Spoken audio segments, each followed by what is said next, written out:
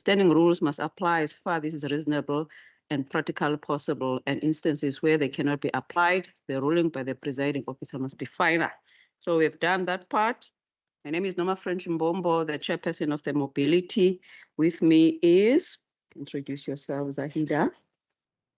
Zahida Adams, procedural officer. Thank you. And then the standing committee members, let's start with the ones who are here, and then we go to virtual. Thank you. Good morning, Chairperson. Good morning, members. My name is Noko Masipa. I'm the member of this portfolio committee. Thank you. Good morning, Chair. Good morning, MEC. Good morning, colleagues. My name is Noel Constable. I am a member of this committee. Thank you. Good morning, Chair. Brett Heron, also a member of the committee.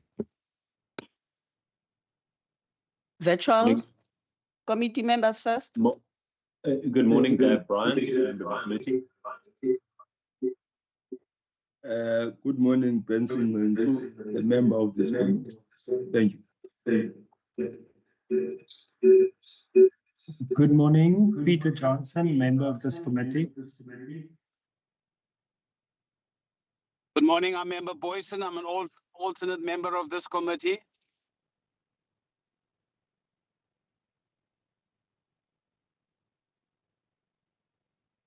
Thank you. Oh, there's a hand.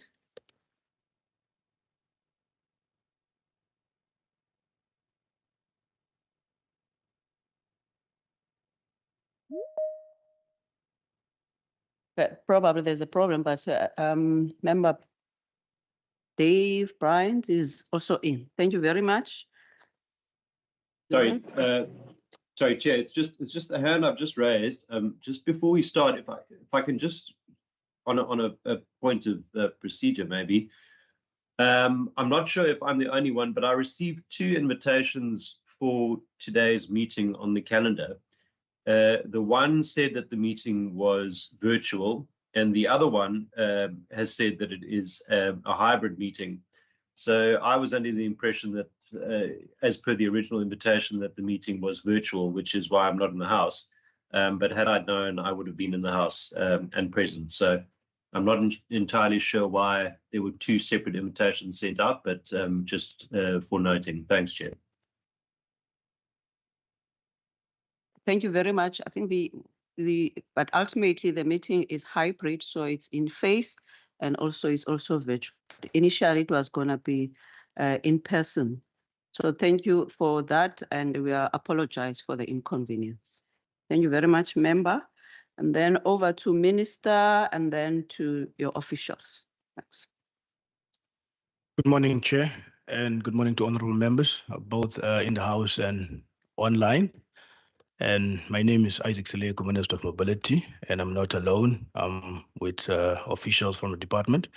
And I would also like to apologize on behalf of the HOD.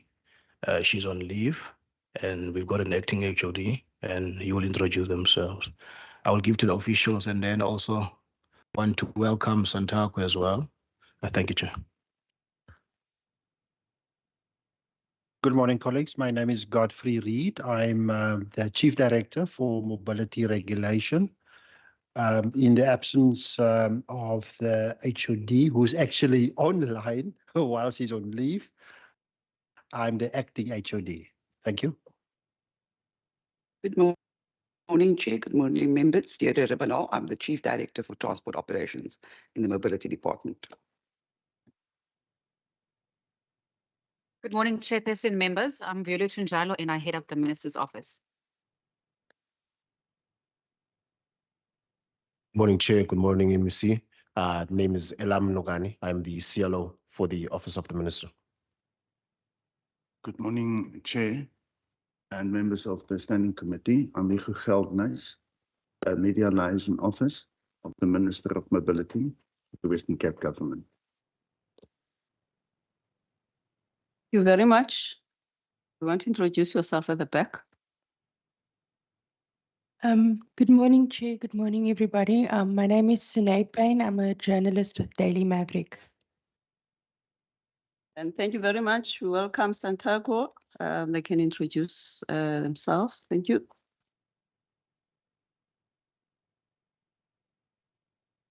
Good morning, Chairperson, and everyone in the House. My name is Mandla Hermanas. I'm the Provincial Chairperson of Santaco, Western Cape. Good morning, Chairperson and members. I am Rhino Sayers, the General Secretary for Santaco, Western Cape. Good morning, Chairperson and the House. I'm Gershon Gey. I'm the second Deputy Chairperson of Santaco, Western Cape. Thank you very much. Any apologies? No apologies so far. Thank you very much. Again, we want to welcome Santaco for coming. We do know that the meeting was supposed to have been scheduled sometime in August, but due to unavailability of some of us. So thank you very much. And I did indicate that because mobility, it encompasses not only the road, it encompasses the ports, it encompasses all other modes, even the bicycles and everything. So we are starting now with the industry. There will be time that we'll be also be wanting to hear more from the others. So whilst there's going to be presentation, we're asking the members to take notes of resolutions or any other recommendations that they want to record so that we could be able to see how we can be able to use that information further. And also this meeting is until 12 o'clock. It includes the questions and the answers. The time that we can be able to ask the department to give us further written questions is when they don't have the answers. But ideally, because there are other people who are listening, who are using the YouTube, they might not be able to see some of the written questions. That's why I always become time conscious so that when you ask the questions, you need to have in mind that the department needs also time to respond. So thank you very much. So we'll be starting with a briefing by the South African National Taxi Council on the current state of the taxi industry and the challenges encountered so far. I need to apologize that we received Santaco presentation late, and I believe that now they are printing it and then they'll be able to share it. But we have sent it virtually for those who can be able to access their devices. And then after the Santaco is going to be the minister and the department on the progress outcomes of the minibus taxi task team establishment. And then after that, if we still have got questions, I mean, if we've got time or people want to have a break or don't have a break, and then we can start with the questions. So thank you very much. Over to Santaco. Sorry. May I just note an apology for leaving at 11 o'clock? Thank you. The time now is 9:10. So probably for Santaco, if probably just less than 40 minutes, that's the maximum, if possible, less than 40 minutes, if possible. Thank you very much. Over to you. Okay, thank you, Chair, and we are grateful for the opportunity to make this presentation to the Western Cape government. Probably I will just start with a background. Santaco is celebrating 23 years this year since its formation in the late 90s, and with our constitution being finalized in 2006. So it's quite an achievement for us, for unity in the industry. We are driven by a mandate. First and foremost is to ensure that the industry transforms. We cannot operate the same way our forefathers operated in the late 60s, early 70s, and 80s and 90s. The times have changed and we have to adopt. And also we have to look at issues of how do we self-regulate, how do we govern and control the minibus taxi industry and its operations. And the other thing that drives us is obviously economic empowerment of the industry and everyone that is involved in the taxi industry, and unlocking opportunities for taxi operators to tap into other business opportunities in the value chain, and also transformation, which we do through capacity development and skills development of industry players, taxi operators, the leadership of taxi associations in particular, and also our taxi drivers. And now if we look at the state of the minibus taxi industry, we still, in 2024, still operate in an environment that is still sometimes chaotic, that is still marred by violence and conflict, divisions. And so these are the things that when we came into office in May 2022, the current leadership, which has a 4-year term, which ends in 2026, these were the main challenges that we focused on.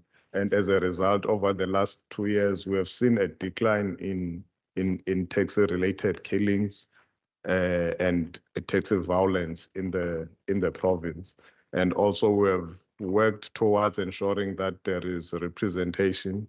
Santaco in the province is divided into 8 regions that covers your Mitchell's Plain, Greater Cape Town, Two Oceans, your Nyanga areas that are affiliated to Kata, the Khayelitsha areas affiliated to Codeta, the Boland region, which includes the West Coast, the Eden region, which goes as far as Southern Cape, and we've got the Northern region, which includes the northern suburbs.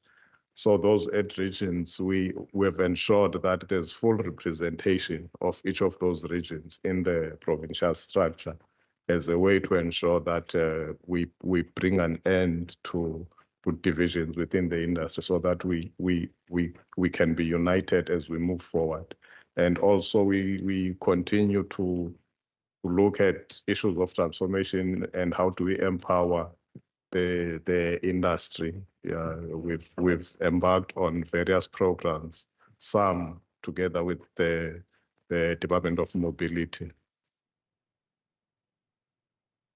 And of course, our mission is to collaborate with government as far as we try to regulate the industry. And it's still, first and foremost, our goal to ensure that we eradicate violence in the minibus taxi industry so that we can be recognized as by excellence, in customer service and the offering that we give to our customers. And also we've looked at ensuring that we establish an economic structure that will include all regions and operators, so that we can explore value chain opportunities, and also initiatives with government, business partners, organizations like the Cape Chamber of Commerce. We are working on initiatives to bring everyone on board to see how we can move the taxi industry forward, how we can embrace technology to see how we better the kind of service that we provide.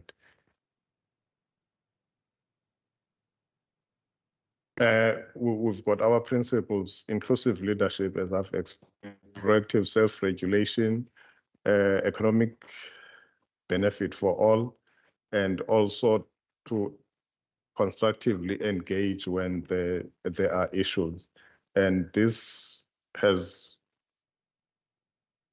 preoccupied us for the last 2 years, because when we came into office, there were divisions and there was a lot of violence. Everyone remembers B97, where it went as far as having taxi operators suspending their own operations for more than 6 weeks.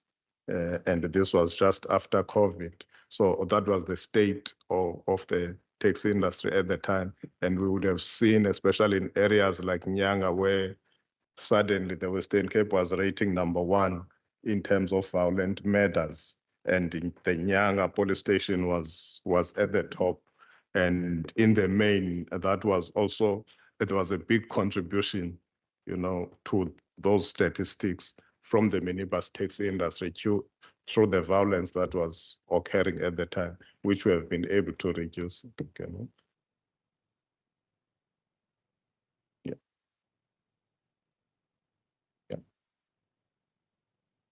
Okay.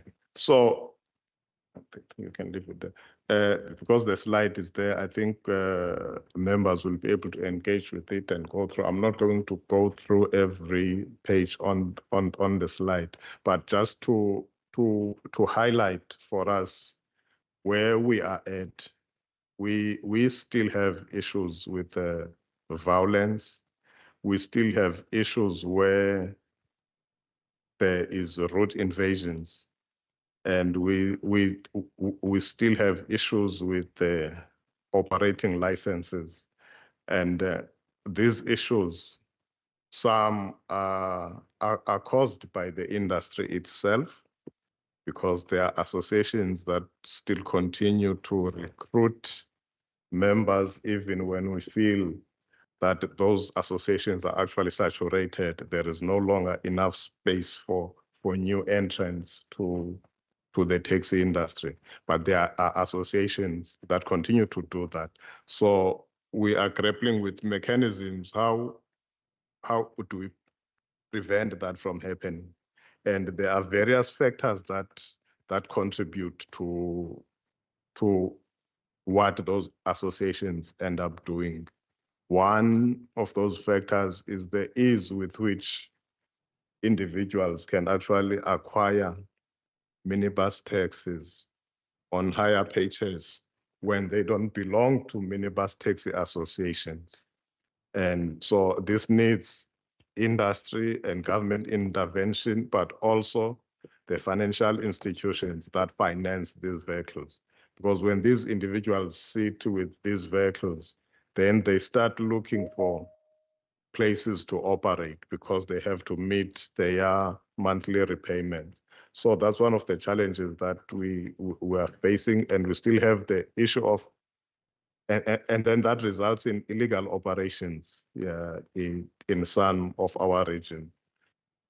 But also the issue of operating licenses also results in illegal operations in some of our association. But these illegal operations are now carried out by actually legal operators who have operating licenses. But it's the mere fact that there might be new routes that are not yet formalized by the department and the city, but operators have to provide a service on those routes. And when they do that, they often provide that service without the legal document that empowers associations to do that. An example would be an area in Brackenfell called Brackengate. That area has been in existence for more than 10 years, but it took the city and the department 8 years to issue their first operating license. Meanwhile, our taxi operators had been providing a service for 8 years. And in all those 8 years, our operators were subjected to law enforcement drives, which resulted in impoundment of our minibus taxis. So whilst law enforcement will see those operators as illegal operators, the associations don't see those operators as illegal because they are providing a service that is needed. It's being provided by registered taxi associations and taxi operators, but it's just the fact that a particular route has not been legalized, and therefore every time you take people to that particular area, you face a challenge of law enforcement and impoundments. And it takes so long from the department side and the city to actually formalize and issue operating licenses for those routes. And then it also talks to planning. You know, when you plan these developments, you are supposed to take public transport into account. If you've got a block of flats or an industrial area, warehousing, you know that people will be working there. What steps are put in place when the plans, the developmental plans are approved either by the city or whoever is responsible to say to the developers, as part of your development, please factor in how people will move to and from these places that you are developing, so that when the first brick is laid, we already know which associations operate in that area, And we can already anticipate that there will be a demand for public transport. And then we make arrangements so that by the time an area is operational, they are already operating licenses. And also sometimes we will even ask that if the process to legalize these routes takes so long, can't you have a mechanism to say, we recognize that as government, whether it's the city or the province, we have failed to anticipate the demand for minibus taxis in this area. So we have a short-term mechanism where we can allow a certain number of operators from registered taxi associations to provide a service.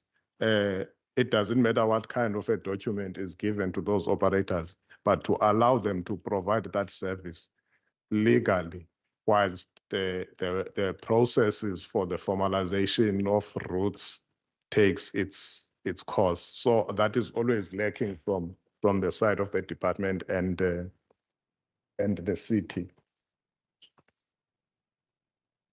And also we've talked about recruitment, which is a challenge. We've come with proposals to say how do we bring an end to associations that continue to recruit more members.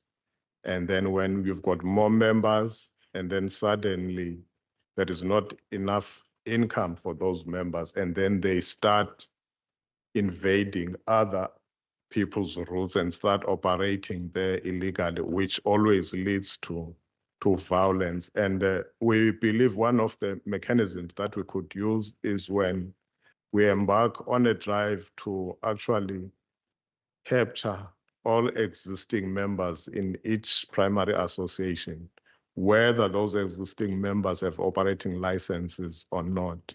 And we have that database sitting with Santaco as well as the department, as well as the city of Cape Town. And then that database is ring-fenced to say Association A, as of 2024, November, these are the members you have. And we do not expect you to come asking for operating licenses for anyone else who's not on this list that we have with us. And this is how it's going to stay for the next 5 years, depending on what we agree on between the city, the department, and the industry. But also that would need drastic steps from the city and the department to say, what bold steps can we take? Because the challenge for us is to say we can ring fence these members and say, Association A, do not recruit any further. But what is the incentive for that association to stop doing that? And we believe if we are able to say, once you ring fence, and then we will start embarking on a process to ensure that whoever is already in the association gets legalized, with an express undertaking that for the next 5 years, that association is not allowed to take in any new members. And with that also comes, with that database of the ring-fenced membership of primary associations, then the department and the city can then link up with the dealerships to say, you cannot sell a minibus taxi to anyone who does not appear on the list, because currently it's easy for people to forge association letters and go and submit to dealerships when they make applications for new vehicles. So with that, we believe also you can start then to address this issue of people who have vehicles but do not belong to taxi associations. And when they have vehicles, now they start approaching taxi associations because they want to join. And when taxi associations say no, those executives then are in danger from those individuals who want to join, because they are seen as gatekeepers, and then their lives get to be at risk. So that's one of the the challenges that we are facing. And also we're proposing that drivers should be registered, and not just registered, there should be driver training, because currently we only rely on a driver's license and a PRDP to say this person is fit and proper to drive a minibus taxi. But we believe we need to have some form of training and accreditation to say if you want to be a minibus taxi driver, in addition to your PRDP and your driver's license, this is a certificate that you must have. And this accreditation and training should not be limited to existing drivers. Anyone who wants to drive a minibus taxi in the future should undergo this process, because this will also give us a pool of drivers that we can choose from when we need new drivers. And this can also ensure that these drivers are properly trained, customer service, how are you supposed to deal with your passengers, so that we don't just rely on whether the person has a PRDP or not. And that training could also include psychometric evaluations to see what state of mind this driver is at. Does this driver have a history of violence, criminal behavior? Currently we are unable to vet our drivers in that fashion. So that's where we think us and the department and the city, we can actually work together to ensure that we end up with the kinds of drivers that will perform on our roads to the standards that we as the industry and to the standard that government wants or expects from minibus taxi drivers on our roads. And also on the issue of conflict resolution, because this still remains an ongoing problem, even though we have seen a lull or a decrease in incidents of taxi-related violence in the last 2 years.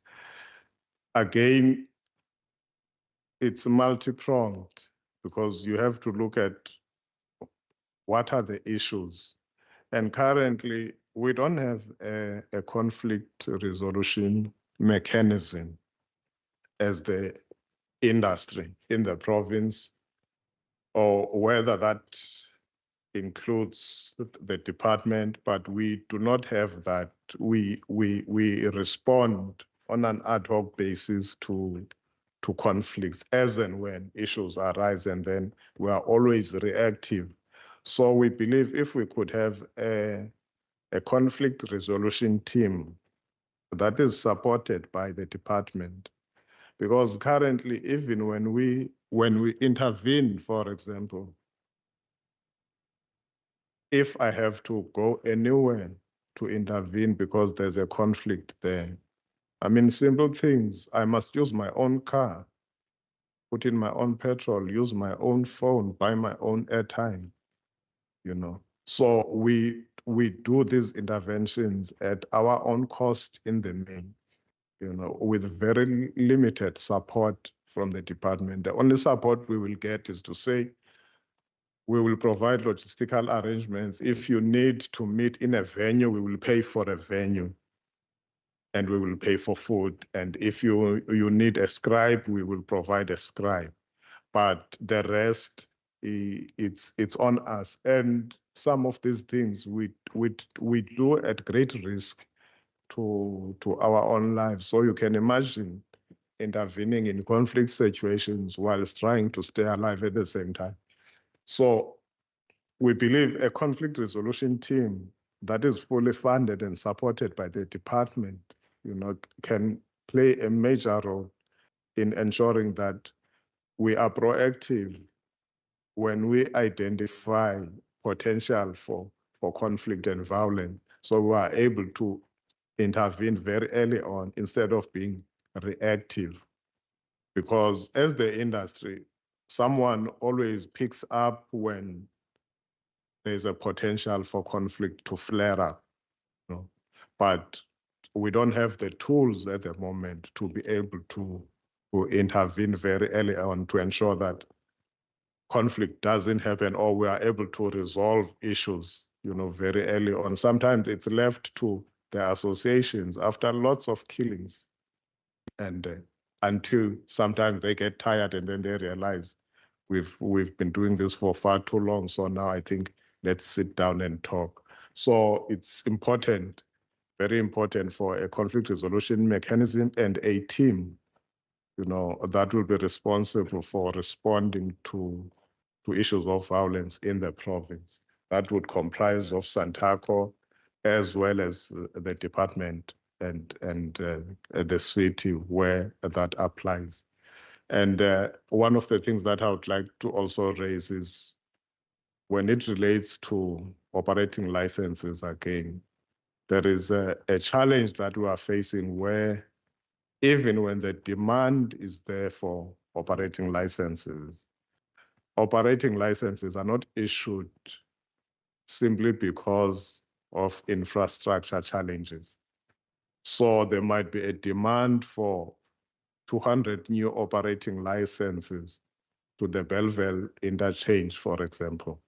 But those operating licenses will not be issued because the Bellville interchange that might have been built 15 years ago does not have capacity for additional minibus taxis, even though the demand is there.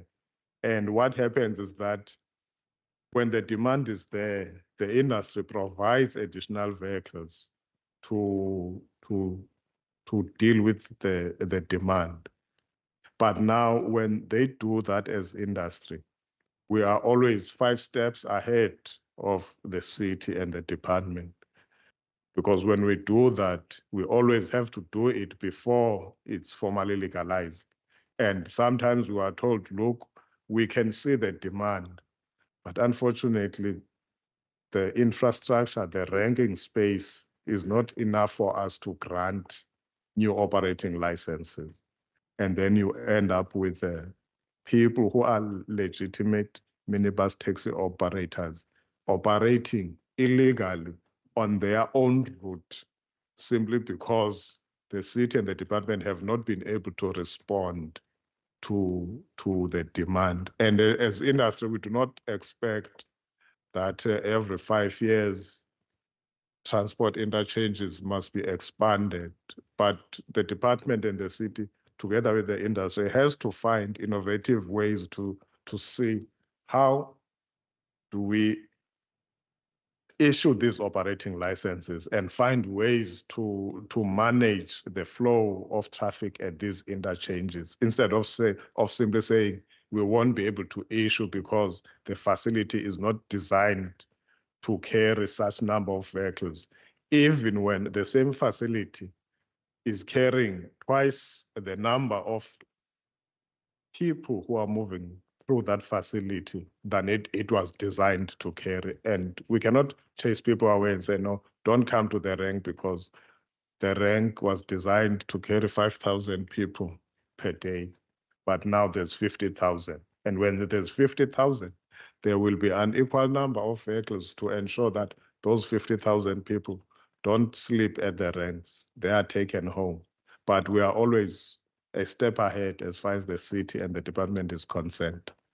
I think with those few words, the presentation is there. I've not covered everything that is on the presentation, but the presentation is quite extensive and our ideas are captured in the presentation, what we think can be done and should be done, working together with the department and the city of Cape Town. I thank you.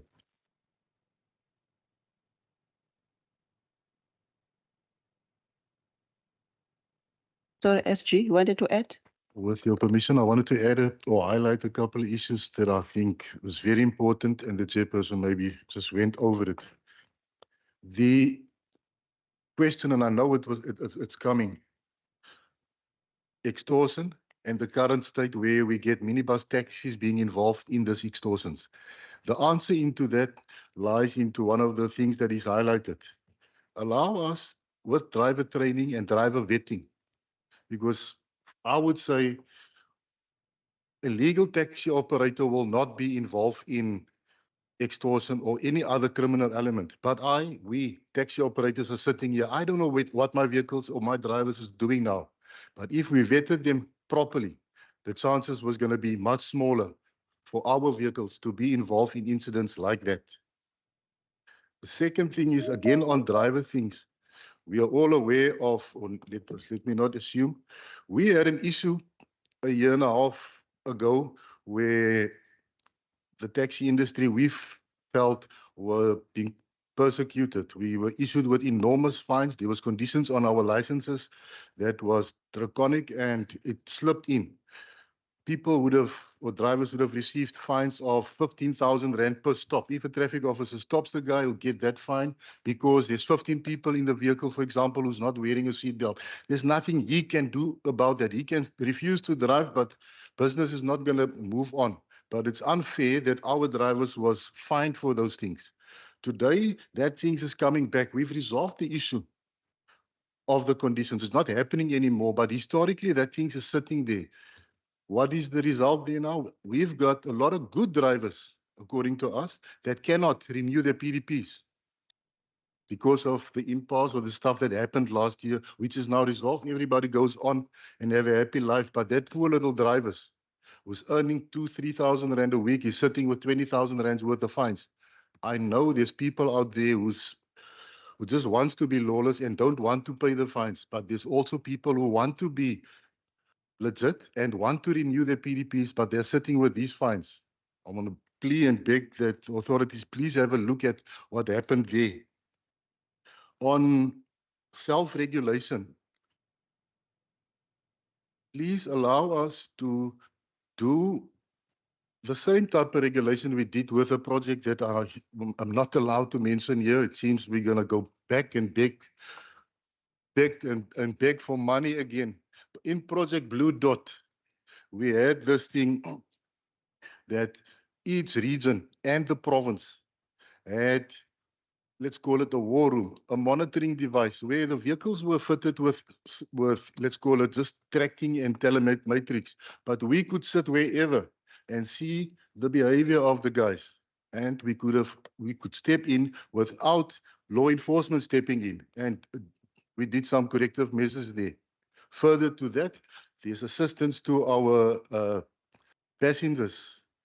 Vehicles were easily identifiable with unique numbers. So what I'm asking is, let us move forward to get to that point again, that vehicles are being monitored.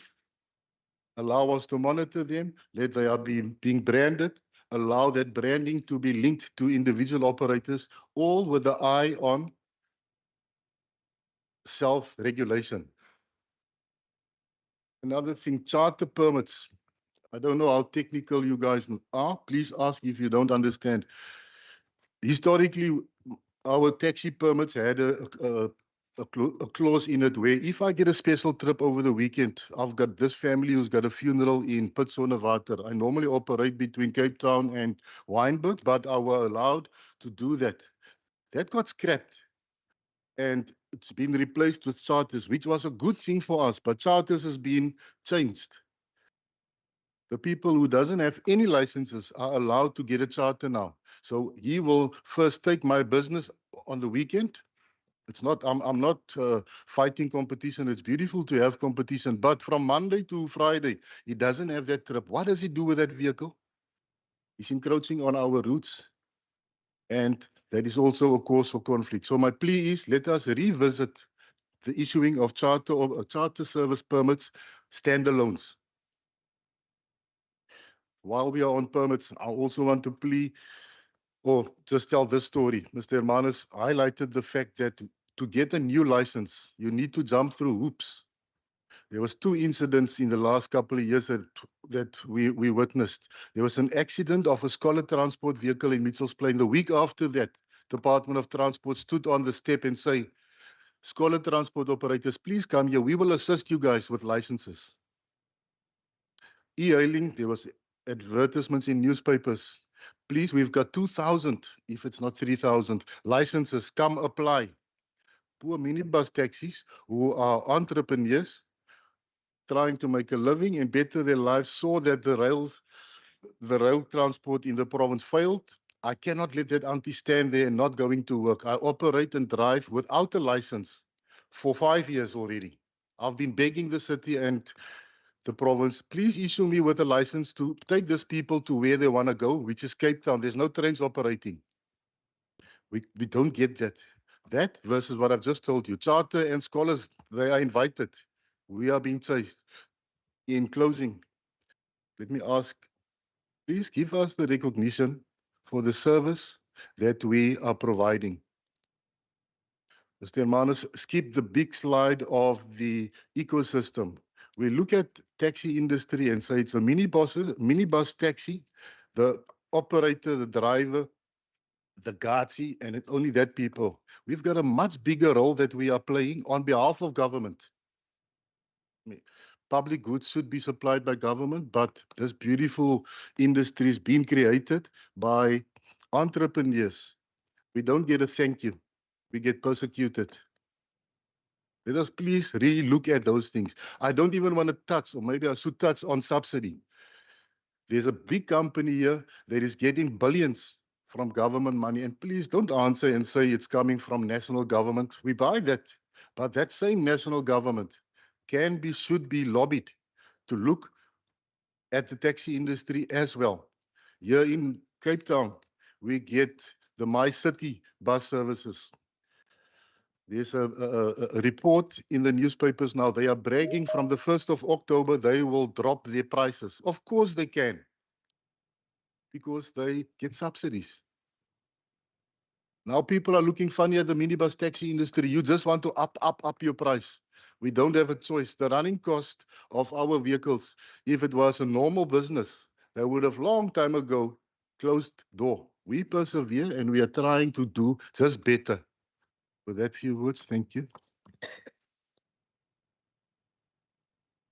If I can also add a bit, we talked about driver training, and then which would address a driver behavior, and we talked about monitoring, which would empower us as Santaco Western Cape to be able to see the driving behavior of our drivers without leaving that to the individual operator to do it as a province where we've got operation centers, 8 of them. We've got 8 regions. You have an operation center in each region. As a start, this could be housed at our provincial office even, where we could have people monitoring per region, the operations, the driving behavior, and using technology to log in the routes that are assigned. The routes that are assigned to each operating license. And then we could then with that be able to monitor and pick up when drivers are deviating from their legal routes. And we could generate a whole lot of reports and start to understand if there are deviations by certain associations from the routes on their operating licenses. What could be the cause of the deviation, so that then we can start to be proactive, and coming to the department and saying, this is what we have identified. In Association A, there's a route deviation, but this route deviation is not caused by this association trying to encroach on other taxi associations' operation. It's merely caused by the fact that when the route was granted, this street ran along this way, but now 10 years or 15 years later, that street is no longer used because there's a new street that is being used.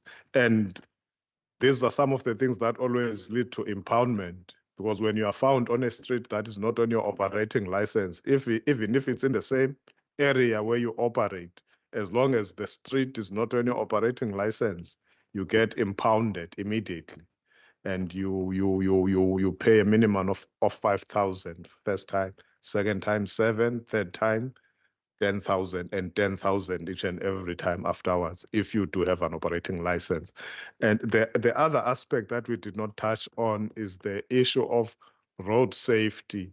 where we proposed to the department to say, let's have road safety ambassadors that will cut across the province. You are talking about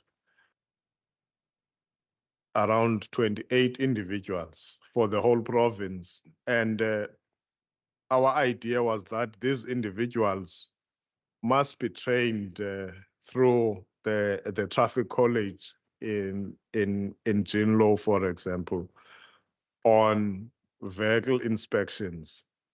And these road safety champions must be accredited. And then these champions, 365 days a year, must visit taxi ranks, do vehicle inspections, look at the conditions of the vehicles, look at the drivers, if the drivers have licenses, if they have PRDPs, if the drivers have been accredited, and then feed this information to us as the provincial structure so that we are able to identify if, for example, vehicles that are going to the Eastern Cape, we were able at the ranks to establish that 40% of those vehicles have faulty brakes, for example, even though they have roadworthy certificates. And because then that talks to the road accidents that we see during peak times. But there's no uptake from the department as far as that is concerned, because it does not just mean political commitment, it also needs resources for that to happen. But it's an idea that we had to say, let's train our own guys, let them go to the ranks on a regular basis, check on these vehicles, what are the conditions, and then we might start to understand why is vehicle A driving with smooth tires, and how do we assist that operator? What are the challenges? And we can use that data then to see how we come up with remedial actions to ensure that we address those challenges. But again, that's not something we can do on our own as an unfunded organization. Because as much as we talk of the minibus taxi industry as a multi-billion rand industry, you are also talking about 15,000 individual operators, who operate as individuals. And the operating environment is such that within an association, there is competition amongst individual operators. Even within one operator, there's competition amongst individual drivers. So it's an unhealthy environment where it's each one for him or herself. So it's not easy then to mobilize resources from these individual operators who, when you look at them individually, are actually struggling, even though when you look at them as a whole, it becomes a multi-billion rand industry. But when you dig down to the individual operator, you'll find a lot of suffering there and a lot of struggle, which is why we need a government that will have the will, but also coupled with that, put forward some resources to say, okay, what will it take to make this happen? And we do have those figures to say, if we were to run this program, this is what the costs would look like. This is what would be needed. And then together, if we buy into it, then we can see how do we jointly raise those funds to ensure that these things do happen. So I just wanted to add that bit about road safety and our road safety champions as an idea that we brought forward to the department to say we can start to address the issue of road fatalities. Thank you very much for the presentation and also for the additions. I think what we're gonna do now, the department will do their presentation because we asked them to do their presentation on the progress, on the outcomes of the minibus taxi task team. And then after that, the members can ask questions on both the presentations. plus also the department also to be able to respond to what the industry has indicated. You wanted to add something?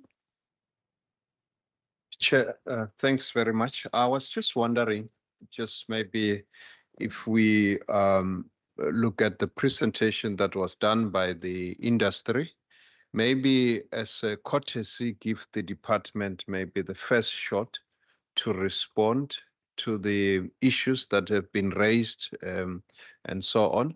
And obviously then we can deliberate with engagement with them in terms of the number of items that they have raised. And thereafter, then we go to the next presentation. That's just my suggestion, Chair. Yes, it will be ideal, but in their presentation, there are some, for example, the issue of the conflict management. In their presentation, they might be able to respond to some.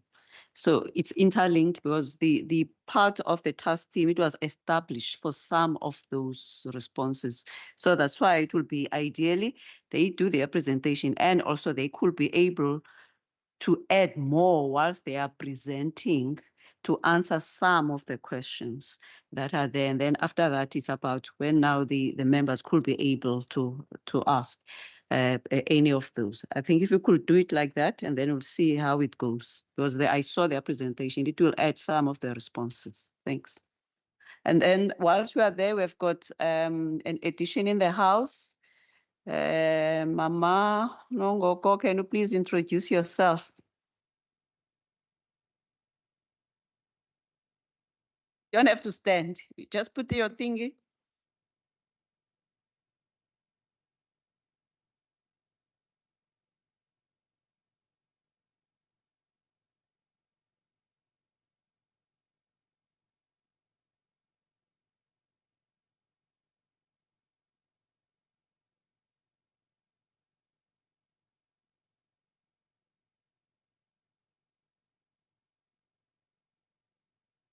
If you could press your mic, because they are also recording. That red thing, yeah, they are recording.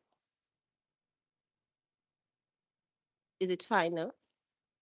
Okay, thank you. Should I repeat myself?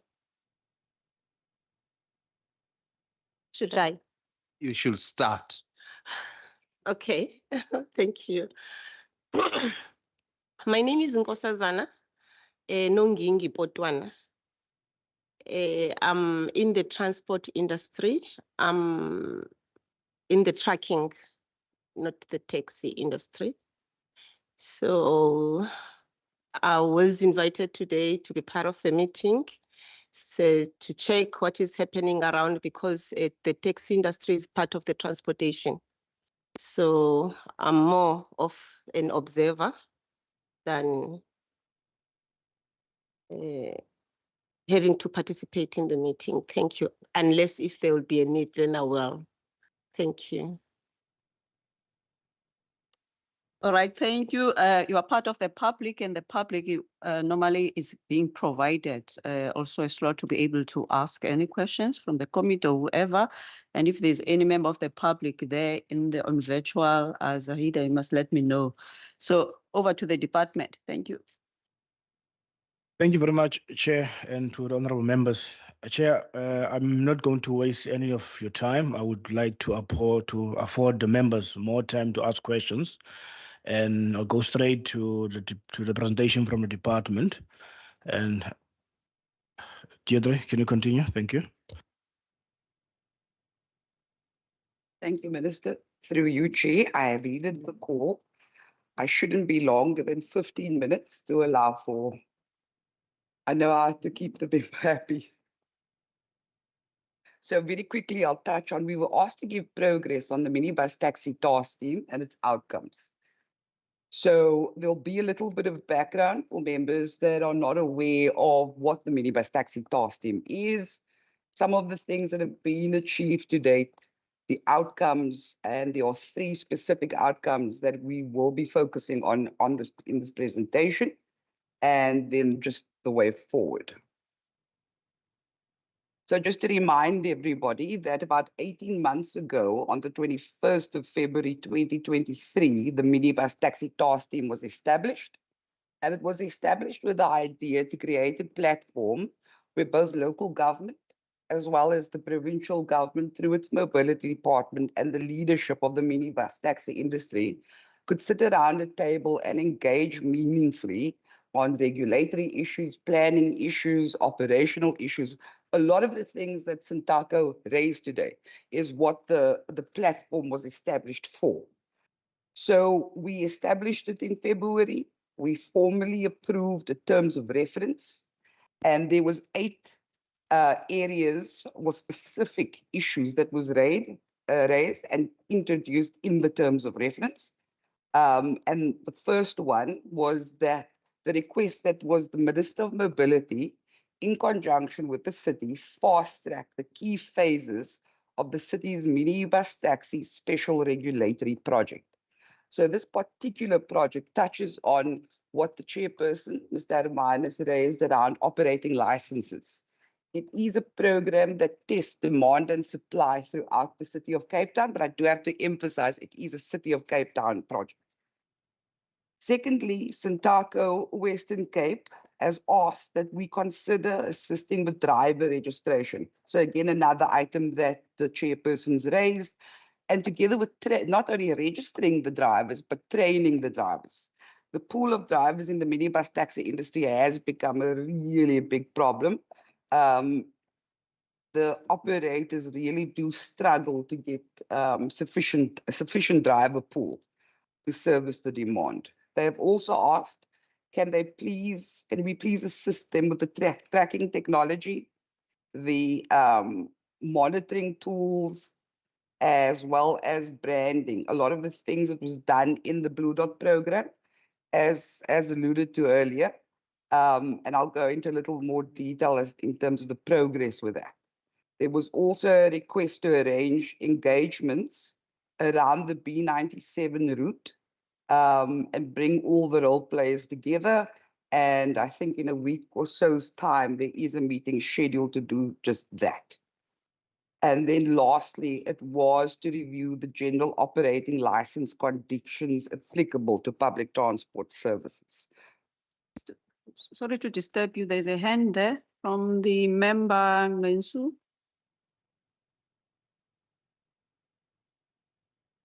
No, apologies, Chair. Maybe it's a legacy hand. Thanks. Oh, and okay. I'm glad. I thought, what did I do now? What protocol did I observe? And then I just want to also highlight, if I may, Chair, is that these 8 issues were identified as the key issues at that time, but the terms of reference also allowed the chairpersons, co-chairpersons to raise any item of provincial significance. So it wasn't a closed agenda, is the point I'd like to highlight. Then just in terms of progress on these particular issues, I'd like to report that the task team has successfully addressed 2 of the issues identified in the terms of reference. The first is that the special regulatory process was fast-tracked. I think that in terms of phases 1 and 2 of this particular project, they are about 70% to 80% concluded. But there are challenges related to exactly what Mr. Hermanus raised around the infrastructure issues. And we'll speak to that a little later. And then in terms of the operating license conditions, this was reviewed, repackaged, and I will explain just how that was done a little later as well. Then in terms of items 2 to 6, we have now put that particular issues raised into a project that we call Shahela Smart. It has got a lot of the principles of Blue Dot. We cannot throw the baby out with the bathwater. There was a lot of good lessons learned, and those that we can take forward, we are taking forward in this program. The good part about this is there is a lot of collaboration with Sintako. So Sintako's team is nothing about us without us. So we have been working with them. The pace could be increased in terms of the engagements. but we will speak in a bit more detail about that later also. So from a minibus taxi task team perspective, we've had 21 meetings. And 15 of those meetings was focused after August, after the 10th of August, the minibus taxis stay away. There was a lot of focused conversations about how to make sure that what the issues on the ground that's being faced on a day-to-day basis is resolved. Because that is the things that led to this sort of unprecedented stay away. And if I had to clump them, the three particular items that was discussed in these 21 sessions was around the special regulatory program, and that's where demand and supply and the issue of operating licenses happen. Then operating license conditions. So the reason for the focus on the conditions is because these are conditions used by enforcement officers to enforce the rules of the road. So there was quite a bit of concern raised around these conditions.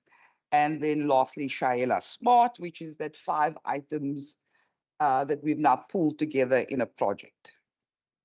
I have, Chairperson, with your indulgence, this is a new slide. I have sent it to the Secretariat. It's, if I do this slide, then I can skip the next 7 slides. So I thought I'd summarize. So in the month of February, so the 28th of February and the month of March, we held 3 meetings in terms of the task team.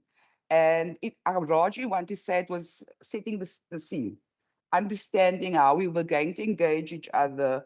The communication protocol became quite important after a task team meeting. Was there needed to be a unified voice when there was reporting to the media and to the public and to the greater membership around the engagements in the task team.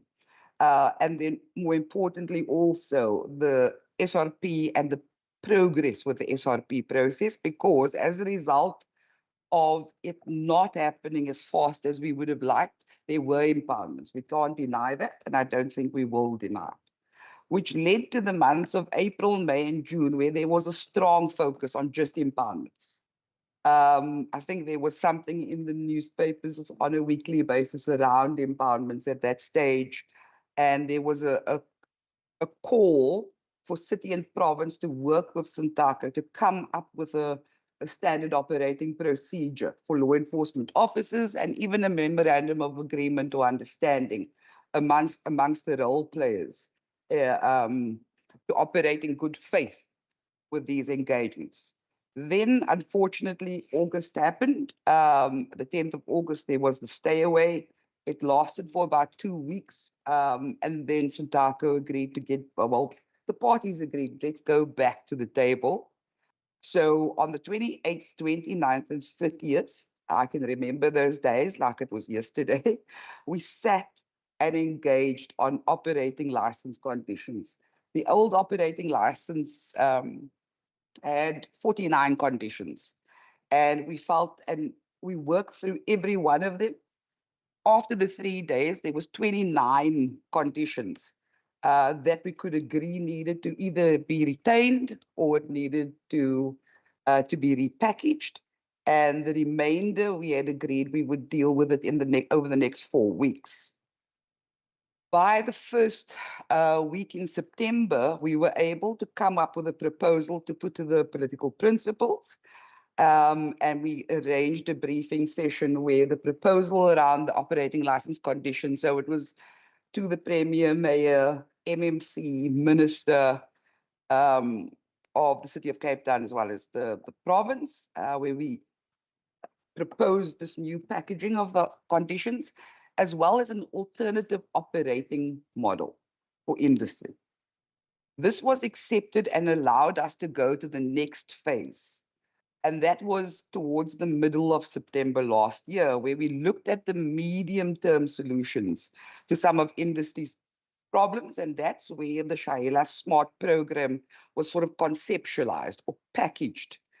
Towards the end of September, we then needed to ensure that the short-term solution, which is the revision and repackaging of the conditions, was implemented prior to the festive season. So there was a lot of focus from the end of September to November to ensure that by the time industry went to the festive season, the operating license conditions would have been engaged extensively, and there would be an agreement with all enforcement officers around the implementation period of the memorandum of agreement we had concluded at the time, to avoid unnecessary or mistakes creeping in when it comes to impoundments. So, Chairperson, this is the detailed slides that just expands on the engagements I just spoke about. So I'll skip that. So this is just to this slide really just takes a bird's eye view and reminds us that February we established the task team. Unfortunately, 5 months later, there was the stay away in August. Once government reconvened towards the end of August 2023, we were able to agree on 2 particular outcomes. And that outcome was to review these conditions that was creating great issue for industry and adopt the principle of the Shayela Smart program. This then led to us in February of this year, Santaco engaging us quite extensively about the need to expand the training program to not only leadership, but to all members on the ground as well. Operators, drivers, marshals, kachis, sorry, I can't think of the English word, sliding door operator. And that's why we embarked on a training model, which I will discuss a little later. We also, in February, there was a support to establish a working group that would take the Shayela Smart program to finalization. It is made up of both the city and province, as well as membership from all 8 regions. So work has been continuing on the Shayela Smart program, and we have presented at our last meeting, I think it was the 20th of August, the progress made with all those items. So just to highlight to the chair in terms of what has been requested from an operating license review perspective, there was commitment. We have done that. We have implemented that. From a Shayela Smart perspective, to capture 5 of the 8 key issues identified by Santaco, we have created, committed, and prepared a business plan that we are now, as province, as well as the City of Cape Town, taking through our financial process, our respective financial processes. We submitting something for the adjustment, and the City of Cape Town has put it into their MyFin project. From a training and capacitation and support perspective, we have looked at creating a industry fit for purpose model. So we looked at all the training gaps in industry. We have prepared, Santaco has a company, a business arm called Umanyano Travel Services. So we've assisted them with a workplace skills plan, which has been submitted to TITA. There are 2 discretionary funds that we've also assisted with the application process.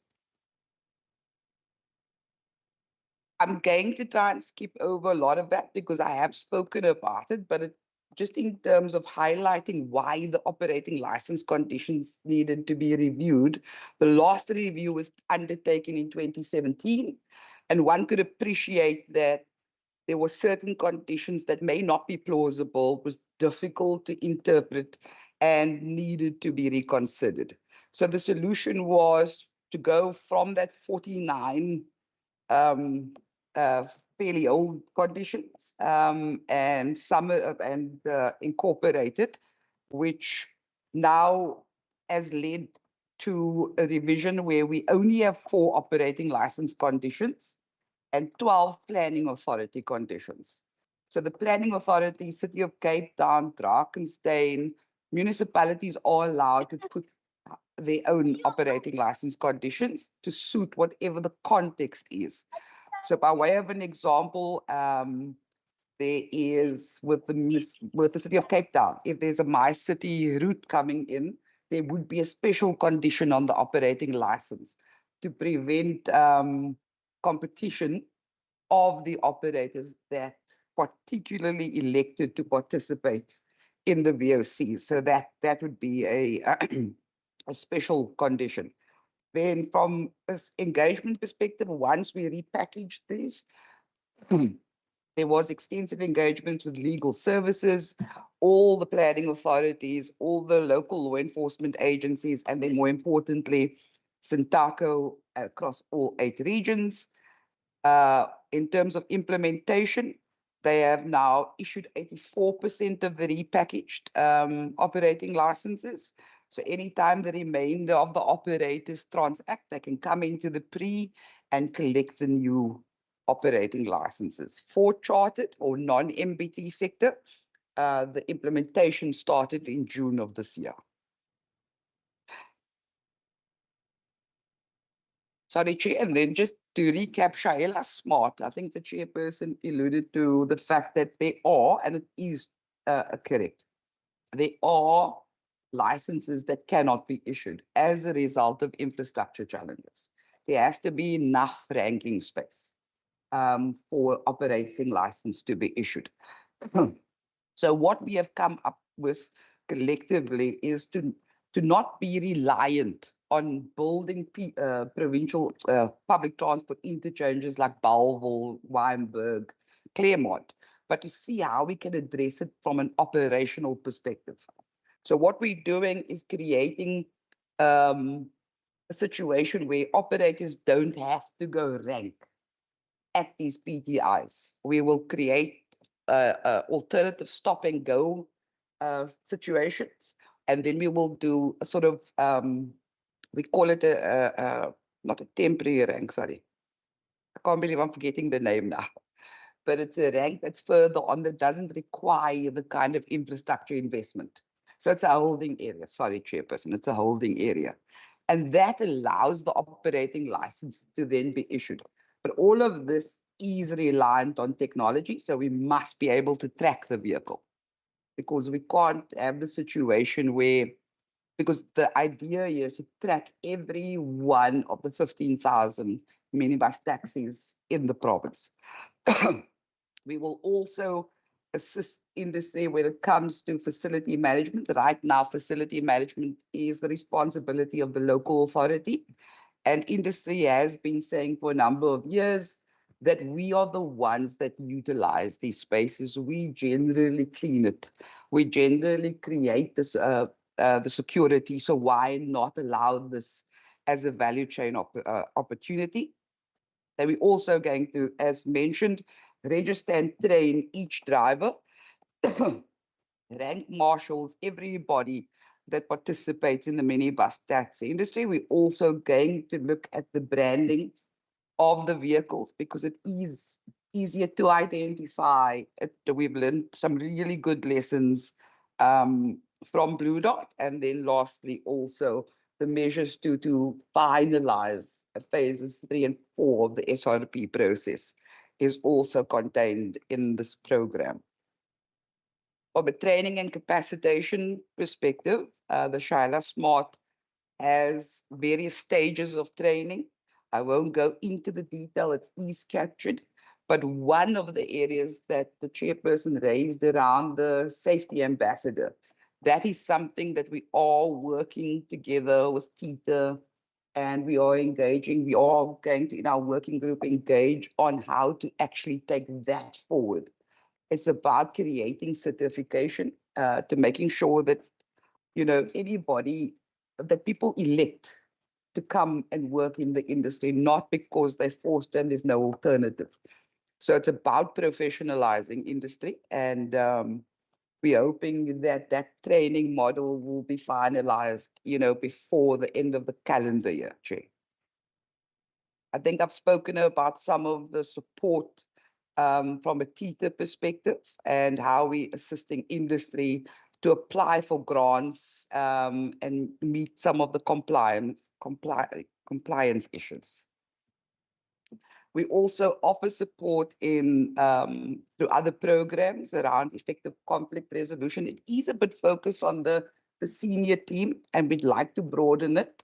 There's social media and media management, because one thing that we've acknowledged is that Santaco has said that our image out there is one of thugs, and we'd like to show that we are more than that. So we have assisted with that. Business administration as well as corporate governance, because via the Blue Dot program, we established 8 companies, so a company in each region, the first time, and then obviously the umbrella company, Umanyano. So there's 9 companies formalized, and we are teaching the companies also how to tender and how to access the government tender portals. So that's underway, Chair. And then just my last slide, we are hoping in the month before the end of next week, I think it is, we've got our meeting scheduled Friday to finalize and sign the terms of reference for the Shaila Smart working group, as well as finalize the business plan so that we can now engage on it more extensively with other stakeholders, such as the National Department of Transport, the broader membership of Santaco and not just the leaders. We will also conclude our intergovernmental agreements with municipalities once this process has been finalized. We have informed National DOT, Department of Transport, about this alternative model to your BRT approach, and we are hoping to get an audience with them fairly soon on this as well. We will be refining the business plan. It's not going to be a static document year on year like most business plans. It will be refined, but it's very important to do it in collaboration with the Santaco. And then ultimately, it's about securing the required budget for implementation. So I think there is a ways to go. Just to conclude, there's a ways to go when it comes to the 8 issues identified. But I feel confident that of the 8, 5 is captured in terms of the Shaila Smart program, the operating license conditions we can tick, and then more importantly, the SRP process and the challenges industry has with the issuing of operating license will also be addressed. Chair, thank you. I think I did it in under 15. Thank you. Is there any response, specifics now from the department on the presentation by Santaco? Besides, well, some of these you have covered in the presentation, but they also highlighted some of those, like as you have alluded to, Chief Director, that with the seven of the challenges that they presented, you kept on referencing that it's part of. Is there any what they've alluded to that you want to respond to before I hand over to the committee to ask questions, so that the committee can be able to ask questions even on your response? Chairperson, through the Minister and Acting HOD, the only issue that I'm going to ask my colleague, Advocate Reid, to just engage on is the e-hailing and charter permits. I think that we just need to engage on in a platform where we can understand exactly what the issues are, but I'll allow my colleague to engage on that. We've touched on the training aspects. From a subsidy perspective, we have engaged in the task team. I think what we need to do is take the subsidy policy as tabled by National and present the comments that we've sent. And I know Santaco's also sent comments on the policy, because there are some gaps in that particular policy. But then everything else, Chairperson, I think we've touched on. like the issues of PDP, the drivers, training, capacitation. So outside of the operating license issues with charter, I think an e-hailing, Mr. Reid. So now we're going to ask the members to ask questions, but before you answer, I will take a shorter break, but it give you opportunity to probably put some heads together. And also the Santaco also can be able to ask questions to the department as well on their presentation and vice versa. So over to you, members. Yes, we're going to ask questions. We park the questions, we take a shortanyana comfort break, and then they come and answer. Let's put all the questions so that when they come and answer, and then we're done. Chair, I'm just worried that member Heron said he needs to leave at 11. You've changed your place. Okay. Okay, then I'm fine. Okay. I've got, before we start with the, I've already see that number one from the virtual, but we start from the floor. From the virtual, we do have member Nensu, we've got member Brian from the virtual, from this side, member Heron, member Mapisa, Masipa, Masipa, and member Constable. So let's have that for the members. And then after that, I'll ask if the Santaco, they've got the questions, and then we combine all of those, we take a shortanyana break. Thanks. Starting with member Heron from this side. We'll do the virtual after we've done the house. Okay, thanks, Chair. I have a lot of questions, so I'll try and go through them quickly. Also, please do indicate whether you are asking the department or both. I will. I'll do so. Yeah. I think maybe I should just start by saying it's almost like a little disappointing to hear that the same issues that have been raised for the last decade are still being raised today as challenges and have not been resolved despite a lot of work that was done a long time ago. And I don't know what happened to it, and I'm going to get into that. But I mean, Ms. Ribenar would know, I mean, the things that I'm hearing from Santaco today are the same things we heard a decade ago. And it's unbelievable that we haven't made more progress in a decade when the consequences of that lack of progress is so clear to us when we look at what happened last year. And a lot of, I mean, in the first meeting we had at this committee when the APP was presented, I raised the conflict and what I regard as some of the sources of that conflict, which is exactly the issues that were raised today. So I just want to put on, I just think it's disappointing that we haven't made enough progress. If I just ask, just on the new, and this, I guess, I'm going straight to the special regulatory process, because the question there may be, I mean, may address some of the concerns that we heard from Santaco. You didn't explain what the special regulatory process is, but I wanted to ask whether in this new model, whether we're looking at a new supply and demand model. I mean, I've raised this before. You know, when Uber first arrived in Cape Town, there was no provision in the licensing regime for e-hailing. And so we had to introduce mechanisms to allow for e-hailing. But one of the things that we did allow was for Uber and Bolt and whoever else came later to present to us as a business plan what they think the demand was. And then as a planning authority in the city, we would say, okay, this looks like a plan we can support. Therefore, we will support 1,300 licenses, whatever it was. And if we haven't got there yet with the minibus taxi industry, then the complaints that they're raising are valid because we're not treating them as businesses. We're treating them as an informal sector when they are highly regulated already. So I would like to hear more about how we are determining the supply of how we're determining how we meet the demand and supply, because the industry clearly knows where the demand is. I mean, they've made it clear. You raised the issue of Brackengate.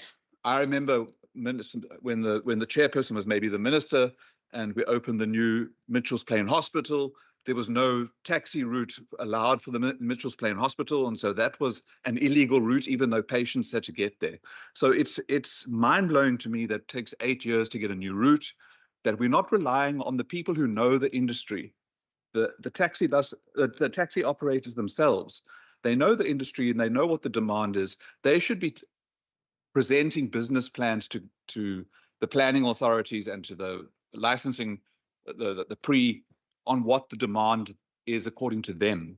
Then that will also, I think, help regulate how many operators are in an association. And so there are lots of perhaps benefits. I don't have all the answers, but I just think we can't be stuck with an old model. But you may have solved this problem in your new regulatory processes. So I won't belabor the point. I think maybe the burning question is the minibus taxi task team started in February 2023, but we had this terrible event in August 2023. So how come you have a body that is working and meeting and all that, but you're not able to resolve an issue before it becomes something so devastating 6 months into the lifespan of the minibus taxi industry? And my question maybe to the industry and to the department are the issues that sparked that incident and the August event, are those issues all resolved? Have we resolved the impoundments and stuff that resulted in that? There was a question from the minibus taxi industry around some sort of document that they should be given that allows them to operate when a route doesn't exist and all that. And I would like to suggest that we rather look at addressing the processes in the regulations that exist, because I recall that there was something like this where we issued letters to operators in Hout Bay that they could, I think, operate to Wynberg or Claremont, but it wasn't a real license. And so I think we should rather address that we get licenses and new routes determined quicker than find some solution that is not really grounded in legislation. Just on the idea around driver registration and training to Santaco, I mean, has there been engagement with the actual drivers? Because is this not a potential point of conflict? If you start saying to drivers, you now have to go through you now need to be a registered, accredited driver in order to continue operating as a driver. So I'm asking a question and highlighting a potential point of conflict that we should try and avoid. There was complaint from Santaco around the cost of operating Santaco and resolving conflicts.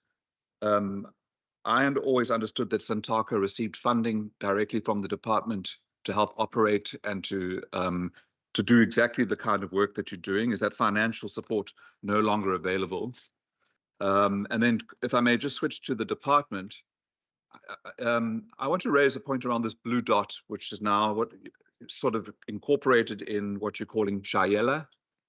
There's a question I have around launching something that you're not able to sustain, and creating in the industry something. I mean, I had taxi operators come to me because they were promised that they were going to be part of Blue Dot. They went and purchased brand new vehicles because the vehicles had to be a certain standard. And then they were not in Blue Dot. And so now they've got this new vehicle with the higher purchase costs and all that, and they're not part of Blue Dot. So that was one aspect. But how do you start a project and then just say, well, national government must now take it over? That's really the message that you put out there. We can't sustain this financially anymore. It's up to national government to fund this. But national government didn't come up with the idea. The Western Cape government came up with Blue Dot. And if you start something, you should actually be able to build it into your budget and sustain it. Otherwise, it should never have been started. And so I raise the same questions around Shayela. There are financial implications. Are you going to start something that you're not going to be able to sustain and then back off and say, national government, it's your responsibility, which I think is irresponsible and reckless to do so. And it's unfair to the industry. I'm nearly finished, Chair, I really am. I just wanted to make one point around the infrastructure, which I think there's a good solution for for the infrastructure, which is to focus on the operational requirements around the existing infrastructure. But I was surprised to hear that that Santaco and then Ms. Ribbenaar mentioned it, that we still haven't dealt with the minibus taxi industry accessing the full value chain around the eco complex. I mean, again, we're going back almost a decade's worth of work. And why is it that we can't make progress quicker? And then just my last question, the minibus taxi task team was established, as you said, to engage on planning issues, etc. But there were engagements in things like the intermodal planning committees and the land transport advisory boards, certainly between the city and the industry. Those engagements are taking place regularly.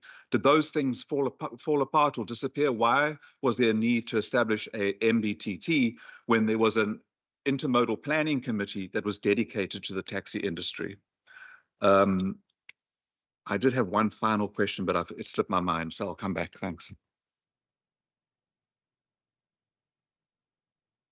Thank you, Chair. And I must say that Honorable Brent Heron has covered most of my questions.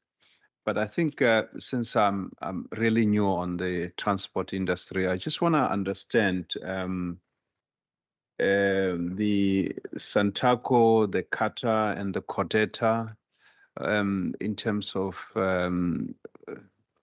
what is the difference in terms of your operating model? Yeah, and I think that will be answered by the taxi industry. The other point that I just want to make is that you spoke about the proactive self-regulation. So, you know, the challenges of finance and support and so forth is felt across the industries. You know, I know that there is obviously no subsidies that are supporting the bus industry. I'm going to use the farmers as an example. They don't get any subsidy to do their work, but you got the emerging farmers that are getting support from the government. But what the farmers have come up as an initiative is to, they have developed a levy system. So through that levy system, the government obviously for every R1 that they pay, 1 cent go into the levy. So as such, they are able to do the things that support their regulatory, you know, issues, their scientific, their research, their training, and so forth and so forth. So let's say they raise a 20 million, you know, from their levy system, 10% will go for research, 20% will go for training, and 5% will go for whatever. I was just wondering if the industry has ever really thought about such a system.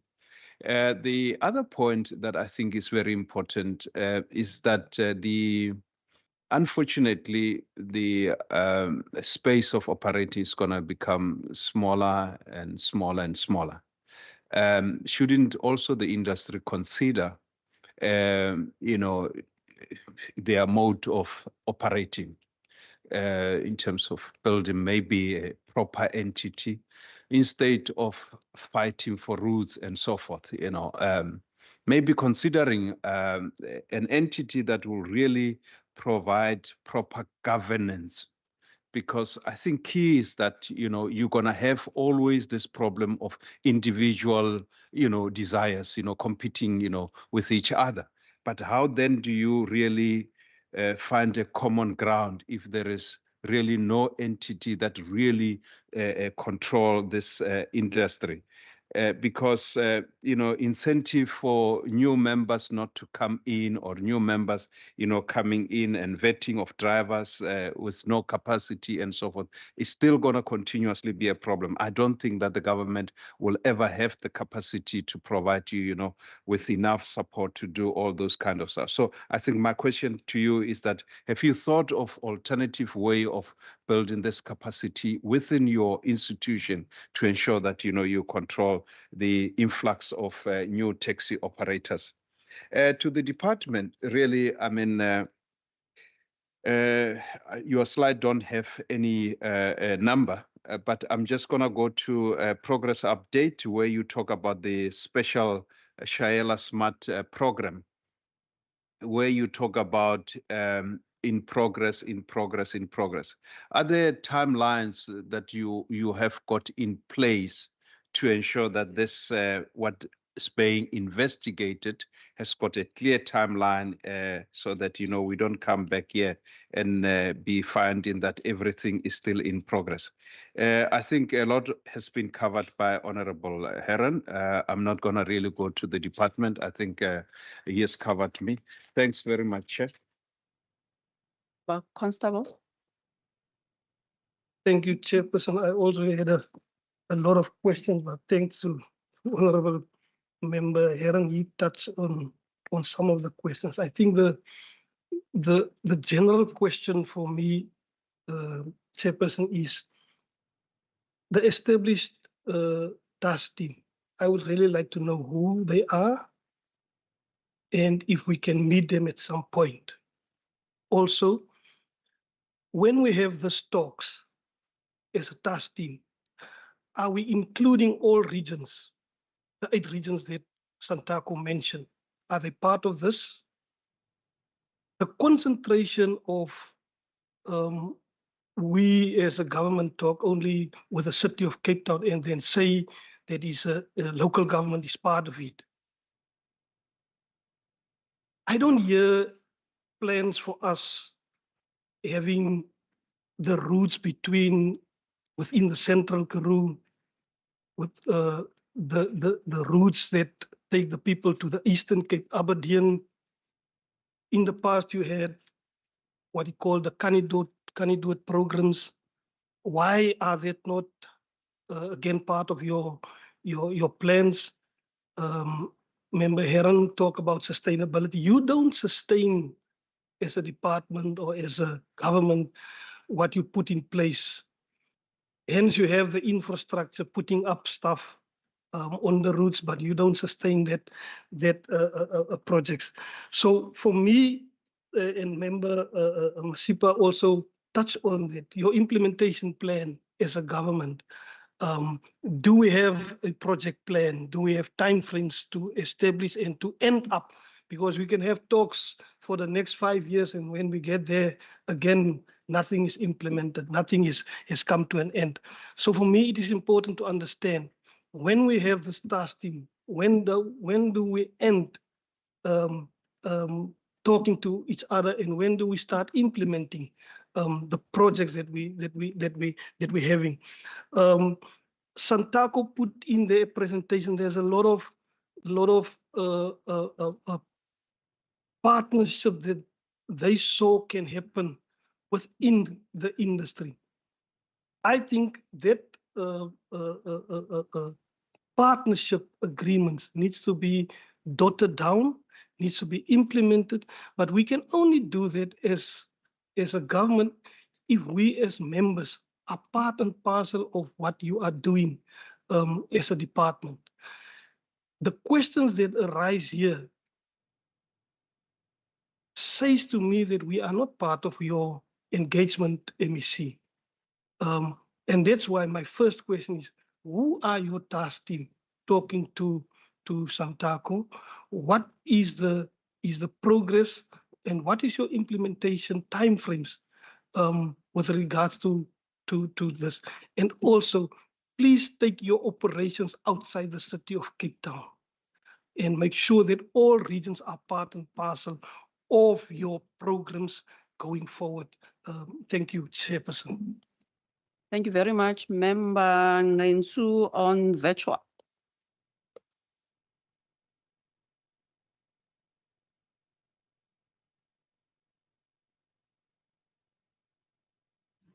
Thank you very much, Chairperson. And I must commend the taxi industry and the department for coming to this meeting or appearing before this committee.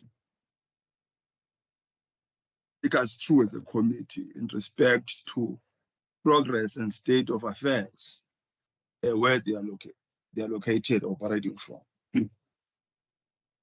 It was not an easy exercise, Chair, synthesize because given the nature of and the content of the presentation, our responsibility, amongst other things, in the course of engaging, is to synthesize issues which both are raised. Let me start with Santaco. I think the presentation is quite insightful, can be described as forward-looking, and to a large degree, taking responsibility for the industry and for the future of the industry. And also attempts to adapt to the prevailing conditions.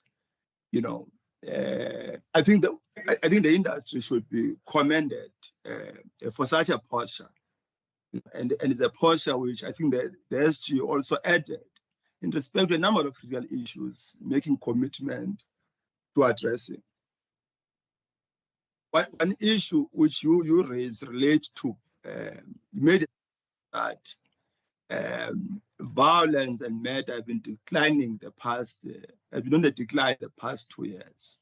It unfortunately could not qualify that or just oppose with the previous years, which may be, there may be a need for establishment of violence and monitor kind of a tool using the current technology to monitor such that there's a basis to determine the decline or the rise and the concentration, therefore. You know. Also, when you respond, if possible, attempt to take us through as to presently, the past 2 years or so, and before, where the concentration has been in respect to violence and murder in this instance. The department, and of course, I'll go to also to the taxi industry. Let me do the process matter. This is a PowerPoint presentation. I thought that perhaps in the background would be sent, you would be sent with a comprehensive document, because presentation is a high-level document. Because of this, one has identified a number of gaps. One such gap was pointed out, I think, by Honorable Masipa. The task team was established in February last year. And about 8 key issues, as they are coined in the presentation, were identified. And of course, you are agreed to say that as when there are major issues, they'll also be added. Of the 8 issues, in the period under review, you were only able to attend to two issues. And such issues include the whole issue of the SRP and the Review General of Operating License Conditions. Only 2. The rest, about 6, nothing has been done. And even on the 2, you are unable to be concrete in this instance in terms of giving details beyond meetings. For instance, Santaco raises an issue of the operating licenses, and you claim to be attending to it.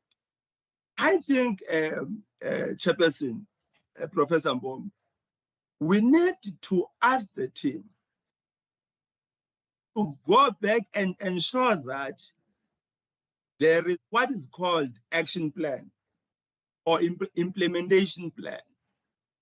And that implementation plan has timelines and the people responsible are identified. That will help us a great deal moving forward. Now,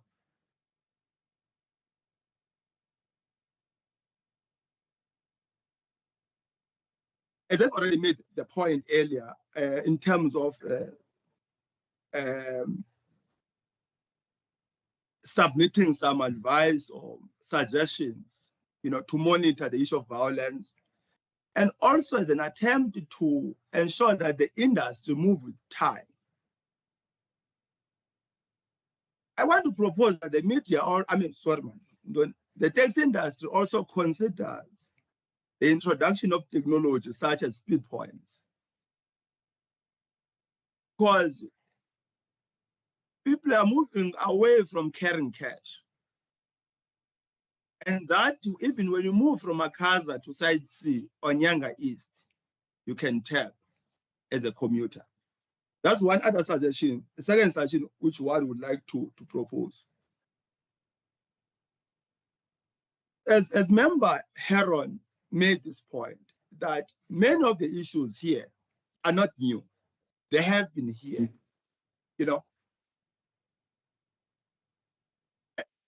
That even how the department is responding to these issues, if you like, I think we're being pacified in the committee. I'm not impressed.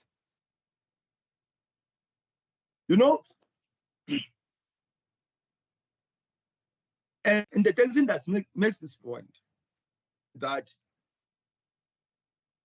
government is always aware about development, be it development or residential development. But there has never been, in the course of looking at that, considering the whole issue of how people are going to get there, including workers, by the way.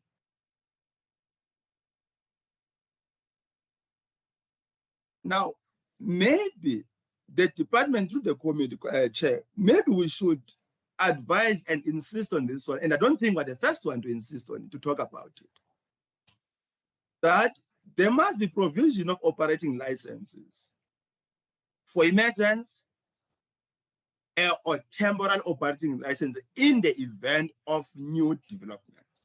As the chair of Santaco indicated, that data is always provided to Santaco as well as the department in respect to taxis operating in the province in this instance. So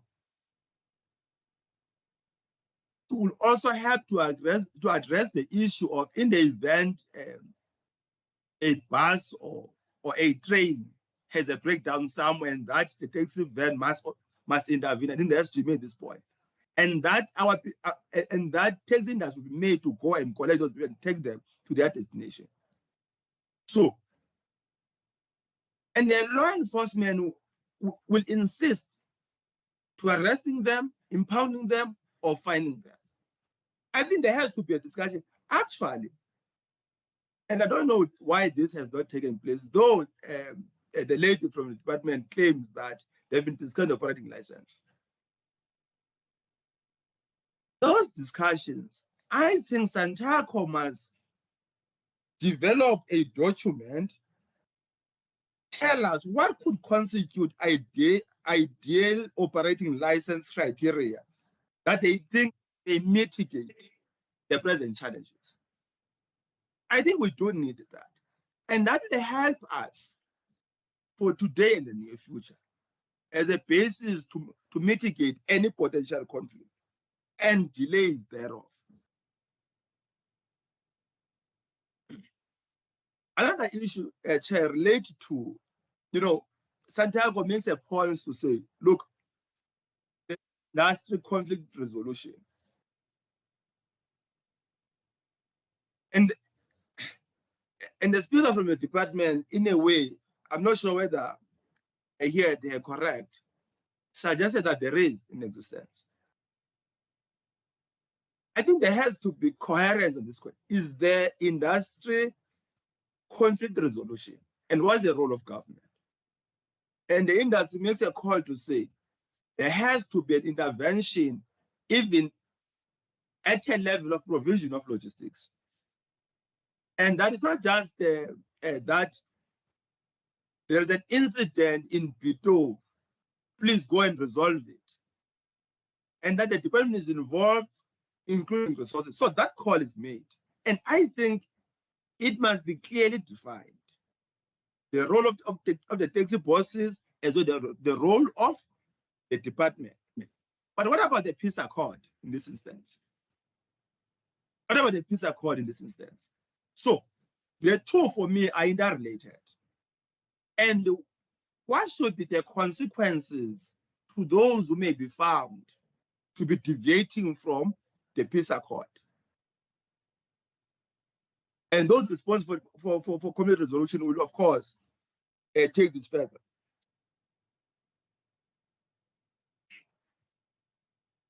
Again, also one other member made this point, and this has been a call to say, look,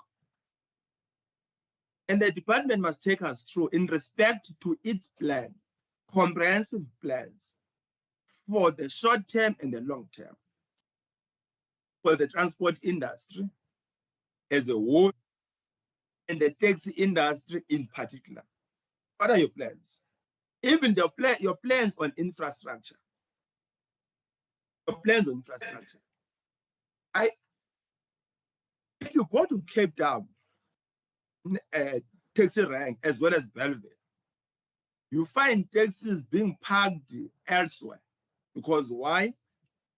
There is no upgrade of the two taxi ranks in this instance, despite the large volume of our people using the taxis to town and Belleville, and that have become interchanges. And the volume of taxis also is increasing. I think we must be taken through on the plans about this. Not only those, even you go to township taxi ranks.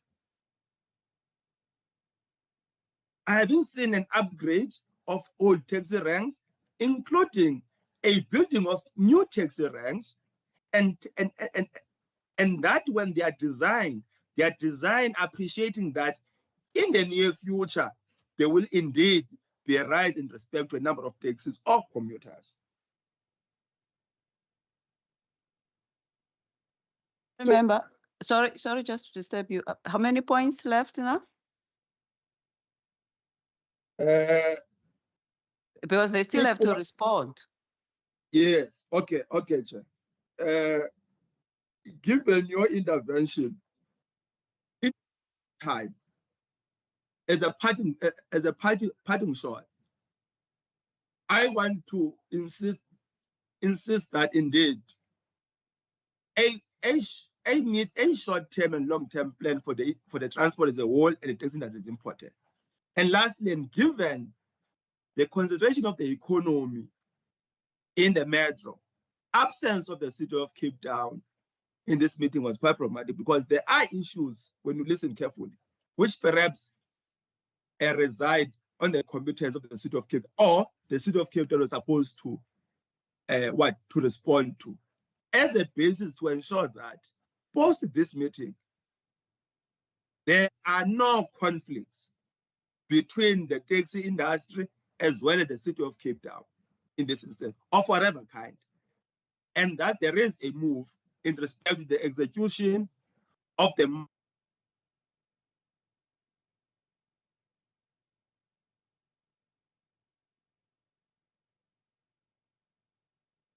Are you still there? Frozen. Okay. Whilst you I think it's your network. It's not us. Okay. Meanwhile, I think we okay, thanks. Member Bryant, thank you. Thanks very much, Chairperson, and thank you for all the presentations. I won't be long. I just have 2 points that I'd like to raise. The first one is, I think it follows on from the previous honourable member's tailing off statement. Was the City of Cape Town invited to be present in this meeting? Because, as he mentioned, there were quite a few questions. I think that maybe they would have been able to give some responses on. So I just want to find out if they were invited, and if not, why not? And then just secondly, this is the question to Santaka. The issue of scholar transport was raised very briefly at one stage earlier on. And there was an incident that was reported quite widely in the media about a month ago, where it was alleged that one of the taxi associations in Masiphumelele had sent out a letter to families in the area, effectively saying that their children should refrain from using scholar transport and instead make use of the taxi facilities at the taxi rank. I did see that Santaka came out and said that the letter wasn't a real letter, but that they were going to do an investigation. I just want to find out if any further investigations have been conducted as to the origin of that letter, and what Santaka's position is when it comes to scholar transport and the promotion of scholar transport, which is obviously a lot cheaper for families, but also I think sometimes provides those families with a bit more peace of mind when it comes to safety and security. So those are my only two questions. Thank you very much, Chair. Thank you. Nice and short. Mama Unongingi Potwana from the public. Is there any question that you want to raise or input or any comments? Not yet. I'm still listening. Thank you. Okay, then lastly, me, which is not much. For me, it's about just a reflection that transport is not only an enabler, is also you use it as a leverage, and also it's part of addressing inequalities, whatever form of transport, specifically for the taxi industry, with the experience which his member constable has just shared now, because it's from Beaufort West. Among the poorest families or in the poorest areas is where there is not even one single public transport. And then in my previous work, it cost us more to deliver health services in areas where there are no public transport, like in the areas like the Beaufort West or in the Vredendal areas and so forth. So the question is, whilst we talk about the demand and supply, whilst in the Beaufort West, I'm making an example, he has raised it, there might be fewer warm bodies, but they need the transport. And some of the other areas that we have to look at is about where we might find that you might not make many big bucks, but you use your heart as you did during the time of the COVID. In the COVID, one of the experiences that we kept on sharing across the whole of South Africa, when everyone was stay at home, everyone was afraid of the COVID. The only industry other than health that came up and rescued and strengthened the health system was the taxi industry in the Western Cape through the Red Dot. If you remember, Chief Director, through the Red Dot. Because at the time, even us as health professionals, we were so scared of the COVID. But the taxi industry stood up and then had all of those, even at the time that we're not sure whether which one is safe, is it airborne or whatever, but they came up and then they put on all those plastics and whatever, and they transported the healthcare workers that were needed to be there at the patient bedside at the time that no one, no member of parliament, no other governments, nobody, only the health workers who stood up during the COVID with the taxi industry at the time, which is, at least for them, they didn't even know in terms of the science about that. And they extended it to some of the other industries like the pharmaceutical companies, because they have to produce some of the medicines. So that they came where no one else came, it means that they do have the heart. Now, secondly, Member Haron mentioned about in August, what happened in August? Whilst we had the February 2023, the task team, kind of the tasks, whatever. That day, when it was about there's no public transport, is the day where the hospitals like Tigerberg, there was nobody to cook food. There was in the New Somerset Hospital where I visited, where we have to ask and get students to be able to be there because the bulk of the majority of these middle workers, which is mostly the nurses, community health workers, they are using the public transport, the taxi. Just to show that we need the taxi industry. Not only it's about Kwela and all of those, but also in addressing the issues of the access, addressing the issues of the inequalities, because that we ended up have to be running around during that time, the biggest industry, whatever sector health, where they had nothing. So the point that I'm trying to create is about, we need this industry. And this industry needs also to have hearts just like any others. So going forward for me, it's about if there could be a disaster now, which there was a disaster at the time during the COVID, how will we be able to ensure that there is an access? Specifically, I'm talking about the health, because if you don't have within access within even 12 or whatever, some vulnerable people die. So how will we be able now to call which industry, transport industry, going to call and say, we need health workers, we need social workers. Who's going to transport them? Because there are no trains. There are no aeroplanes. Aeroplanes won't go to Mossvlei. They won't go to Maritzburg or Nelsport. It means that we have to call to bring those health workers. It means we have to bring taxi industry. Just like if they stay now tools down, who's going to be impacted?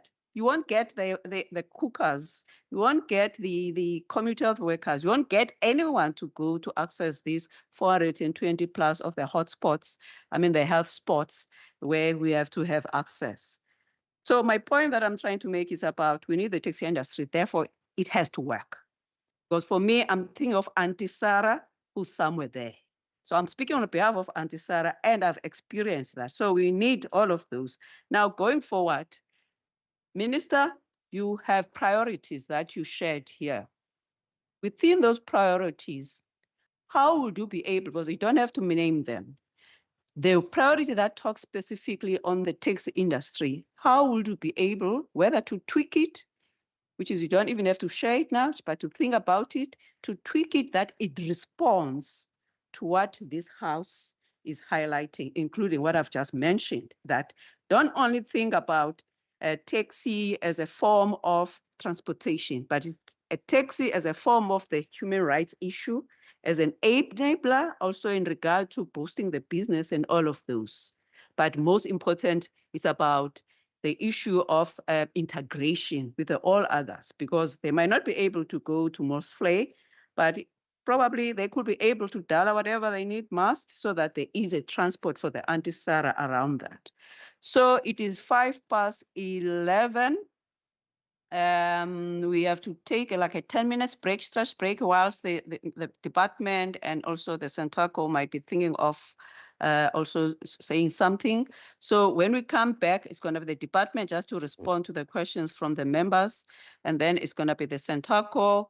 Also, they might want to respond, plus also to just probably to add to what they need to add. But at least by the 11:45, it's supposed to be done. Can we just take a 10 minutes break for a stretch? Thank you very much. I think there at the tea lounge, there's still some leftovers there. So if you want to make use of them. From the morning. So in the morning, there was a coffee, not last night leftovers. Have you prepared for something for members online as well? Don't make your problem to be my problem. I'm joking. Are you sorted, Honorable Nesu, up there? Andizawusodwa le office ndikuyo. Ndaziphuthela umatshisi kum.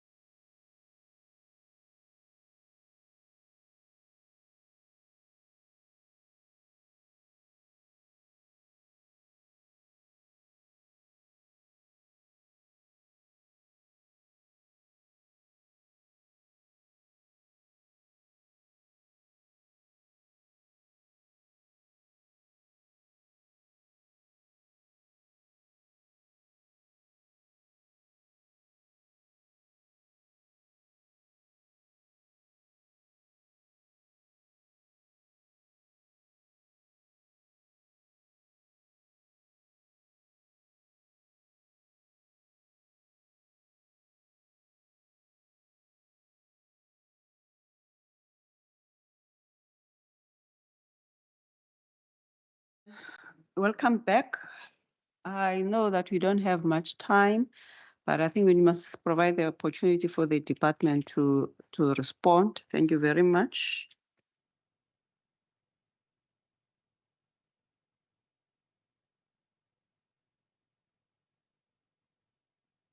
Chair, okay, before I give the officials to respond, I would just want to touch on some of the issues that have been raised by the members, and also my concerns as the MEC of mobility within the Western Cape. On the issue that was raised by the SG on some of the minibuses that we see on national television that has been involved or been alleged be involved in extortion and in criminal elements is also of concern to us. And it's also making it more and more difficult for us as a ministry in dealing with the perceptions that are there in terms of the industry itself. And we really need to do something and make sure that we don't find more of these minibus taxis being caught in these criminal activities. And secondly, Chair, on the issue of the industry feeling that they've been persecuted, and I have said it from the onset when I met with them for the first time, that we as Team Mobility, ours is basically just to work with them, and it's not to persecute anyone. But of course, we are not going to be dishonest and untruthful when we don't agree on some of the elements that we see going out there. And one will welcome the commitment from the chairperson to say that there are challenges there. We are willing to work together with the department. Of course, it's not going to be a rosy relationship, but I have committed as the executive to say, I am willing to take your hand. Please take my hand so that we can come with solutions and make sure that we change the perceptions and how the industry has been looked at. On the issue of the subsidization of the sector, when I engage with the Minister of Transport, Minister Barbara Creasy, that is one of the issues that she's also grappling with. What is it that we need to do to make sure that the minibus taxi industry does not feel as being not taken care of? Because she actually went to the level of making an example of saying, if you take a minibus taxi, your installment, let's say your installment is 16,000 a month, and you as an operator makes about 14,000. You can't even break even. You don't break even. So that tells you that there is a challenge within the sector, because when they have to purchase these vehicles, they have to pay a lot of money. And I think that's why you would see, in terms of her own presentation that she's going to share with us as ministers during a MINMAG, that she's looking at reviewing the policy of tax recapitalization and how we can actually take the hand of the minibus taxi industry. So we are committed from the side of the ministry to work together with National in making sure that we assist the minibus taxi industry, making sure that they don't feel left out, in terms of other modes of transport.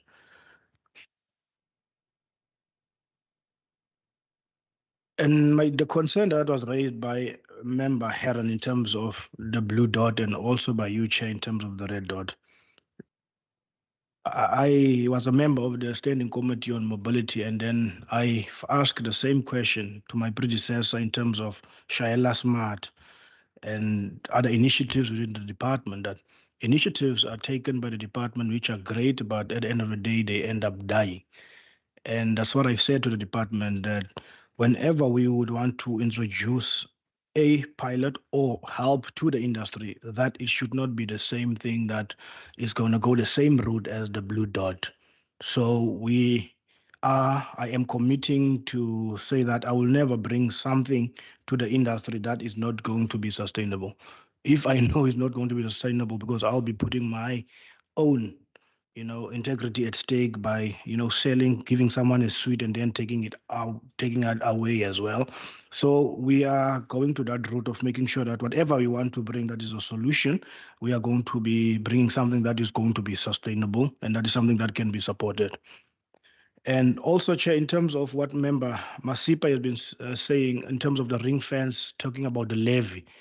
Last week, I went to Santaco, KwaZulu-Natal. And what was interesting when they shared with me in KwaZulu-Natal was that what they are currently investigating from the side of Santaco is to say, we as Santaco are saying we are willing to pay more in terms of operator licenses, so that whatever we pay extra can be ring fenced, so that it can be brought back to us, so that it can assist us in terms of training.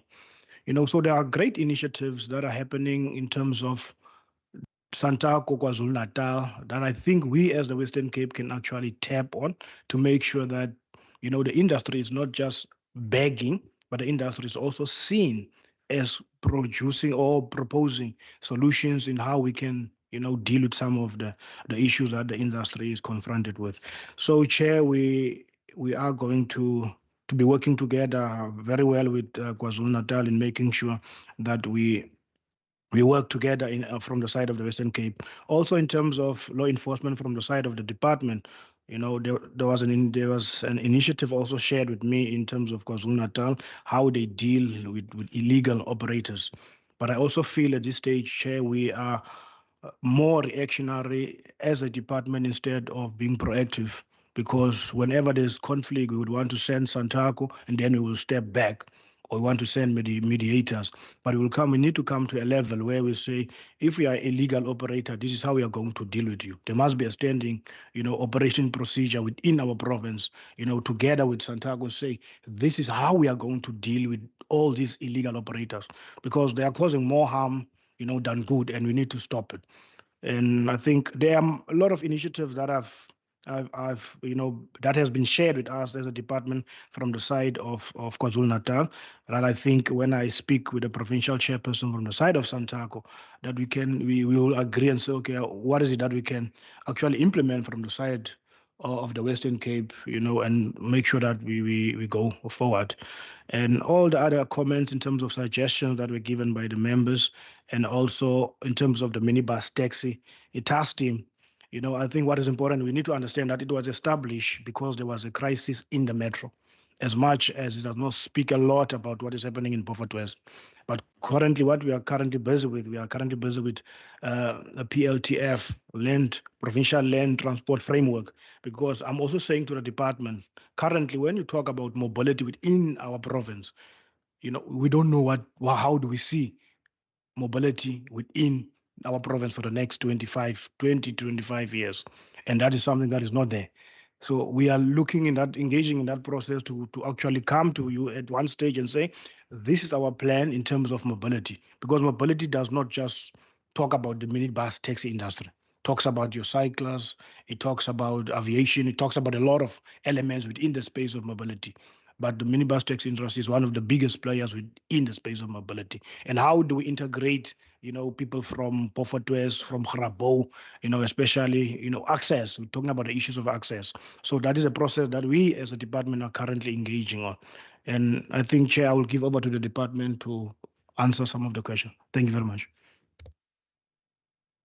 If I may, Chair, thank you very much for the opportunity. I will first make a few general comments and then respond maybe in passing to some of the specific questions asked by some of the members. Now, I think the minibus taxi task team provides us with an ideal platform to deal with issues in the taxi industry proactively. And maybe going forward, we can try to put items on the agenda of the minibus taxi task team that actually speak to the real issues. Because my observation at the single meeting that I've attended was that the task team meetings are very cordial. very civil and diplomatic, and the real issues remain unaddressed. And maybe it's for that reason that we then from time to time get surprised. But what happens on the ground, even though we had discussions in the minibus taxi task team on other matters. So it is something that we will definitely look at going forward.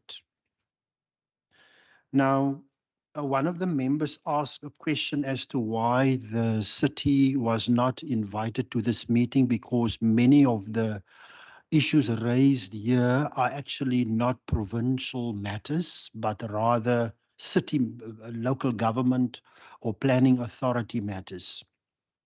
But I just want to link on to what the member, how the member has phrased the question in the sense that why was the city not invited? And then I want to maybe just repeat Mr. Constable's or Mr. Member Constable's comment that maybe we should broaden the view, and when we deal with taxi matters from a city perspective to a provincial perspective, where we include all the planning authorities. So to the extent that planning authorities might in future be invited to similar engagements, should there be a need for that, I think we should not limit it to the city, but rather include all the planning authorities, even if we do so in a staggered manner to just make sure that we touch base with all of them. Now, another member has asked how demand, supply and demand is determined, and that directly speaks to planning authorities. The PRE, or the provincial regulating entity, which issue these operating licenses, do so in response to a directive received from planning authorities. So when a planning authority has not included X number of operating licenses, particularly when we speak to minibus taxis, in its integrated transport plans, because they plan transport in their different jurisdictions. If X number of operating licenses are not included, or routes are not included in that ITP, then the directive sent to the PRE would ordinarily be that the operating license be refused. And the PRE cannot grant an operating license per legislation that is contrary to a directive received from the planning authority being the municipality. So the member is correct in asking why the municipalities have not been included here, because they might have explained better than I can do as to what factors they take into account in determining demand, and based on that demand, issuing directives to the PRE in the province, who actually consider those applications and grant them depending on what the directive says. Then there was a question relating to temporary operating licenses in the event of new developments. Now, once again, it is the planning authority, the municipality, that must determine what the need might be based on these new developments. As a province, we refer any applications related to new developments to the, and I almost made the mistake of saying to the city, to the planning authorities, because the planning authority must now look at their integrated plans and also their network of minibus taxi routes. Because if there's a new route or new routes based on new developments, those routes must link up with existing routes. And all of that is part of the planning process by the planning authority.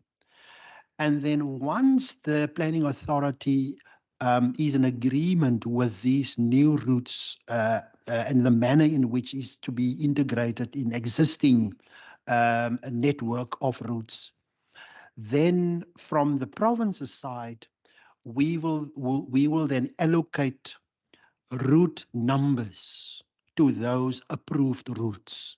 And it's only once there are approved route numbers that an application can then in fact be made to say we want to ply our trade on the route 1, 2, 3, and this is what it all entails. So there is these back office administration that first happens before we actually see operating licenses being issued on the ground. Now, the question of temporary specifically.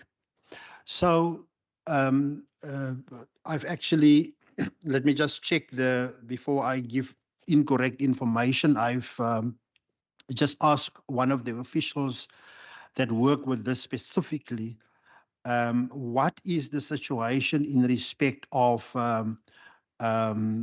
temporary licenses, and can those be approved without the city's directive? And the answer is yes, it can be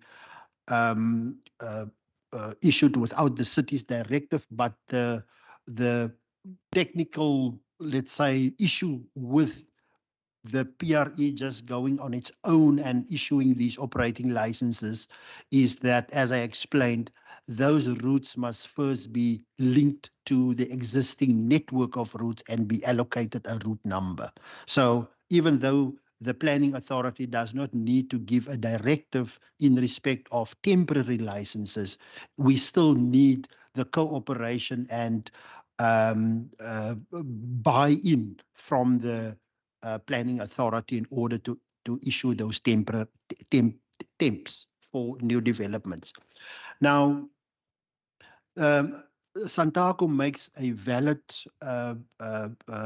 point when they say government is taking too long in actually identifying a need where we should have even at the initial planning stages have taken into account that there will be a need for transport, for public transport. So that point is in fact valid. And the question is just how can we go about in actually accelerating, the process whereby we get to a point where temporary licenses can actually be issued for these new developments. And as the Taxi Association said, it should start when the first brick, even before the first brick is laid. So I take that point. There was a question relating to the scholar transport and meter taxi and e-hailing, that basically on demand, as per the presentation to you by Santaco, got operating licenses on demand. They alleged a need, or they proved a need, and based on that, these operating licenses were issued as per the presentation. It was then said that a similar approach is not followed when it comes to minibus taxis, that they also from time to time allege that there's a need, or they prove that there's a need based on, for example, the collapse of the rail system and the rail transport. And therefore, there's now this need which needs to be addressed. but the operating licenses are not forthcoming. Now, I don't want to go back to the planning authority again, but once again, the PRE is limited in what it can do based on the planning authority's own views as to whether, for example, a need based on the collapse of the rail transport system, whether that is temporary, whether that is artificial, whether that is a true reflection of the need for operating licenses and for transport, for public transport. And it's all those considerations that might actually inform the decision by a planning authority, and I don't want to speak to them. But if I have to focus on the city for purposes of rail now, then it might be that they do not want to issue operating licenses on a permanent basis based on a temporary situation relating to rail. And the long-term vision might actually be to make rail the backbone of transport within the metropole because of whatever reasons. And you would then have a problem if permanent operating licenses were issued based on a temporary need. That need subsides at some point, and then people have operating licenses in their numbers, and they can't sustain and pay for the vehicles that they've purchased in order to respond to what the city might consider to be a temporary situation relating to increased demand based on the collapse of rail. The question relating to the Masiphumelele scholar letter that was circulated, I will leave that to Santago to respond to, but from the province's side, we have investigated that matter through the office of the registrar. In fact, the action will be taken against identified members belonging to a taxi association. But the defense that was raised during the investigations conducted by the registrar's office, which have appeared also in the public domain, were that this letter was a draft for consideration within the circles of that specific taxi association. It was a handwritten letter, and before it could actually be discussed and either formally rejected or adopted, a copy of that letter got I don't want to say leaked, but the letter landed up in the public domain, and as a result of it having been a draft and never intended to actually be implemented unless officially adopted. For that reason,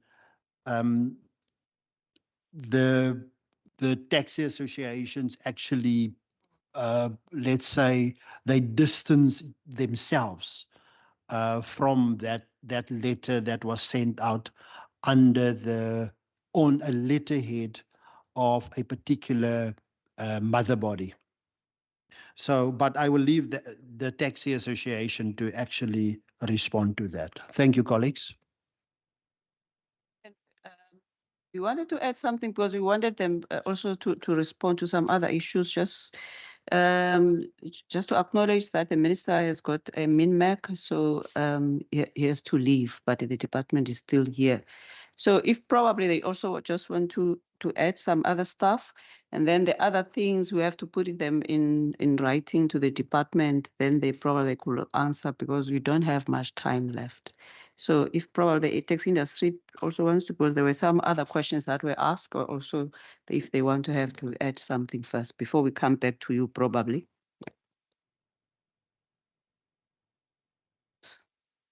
Okay, thank you. I think if I can start with the, I just follow up from the department. If we can start on the issue of Masiphumelele, Tax Association and Scholar Transport. We also did our own investigation. And obviously what we get when we talk operator to operator might be different from what a departmental official might get from the same association and the same operators.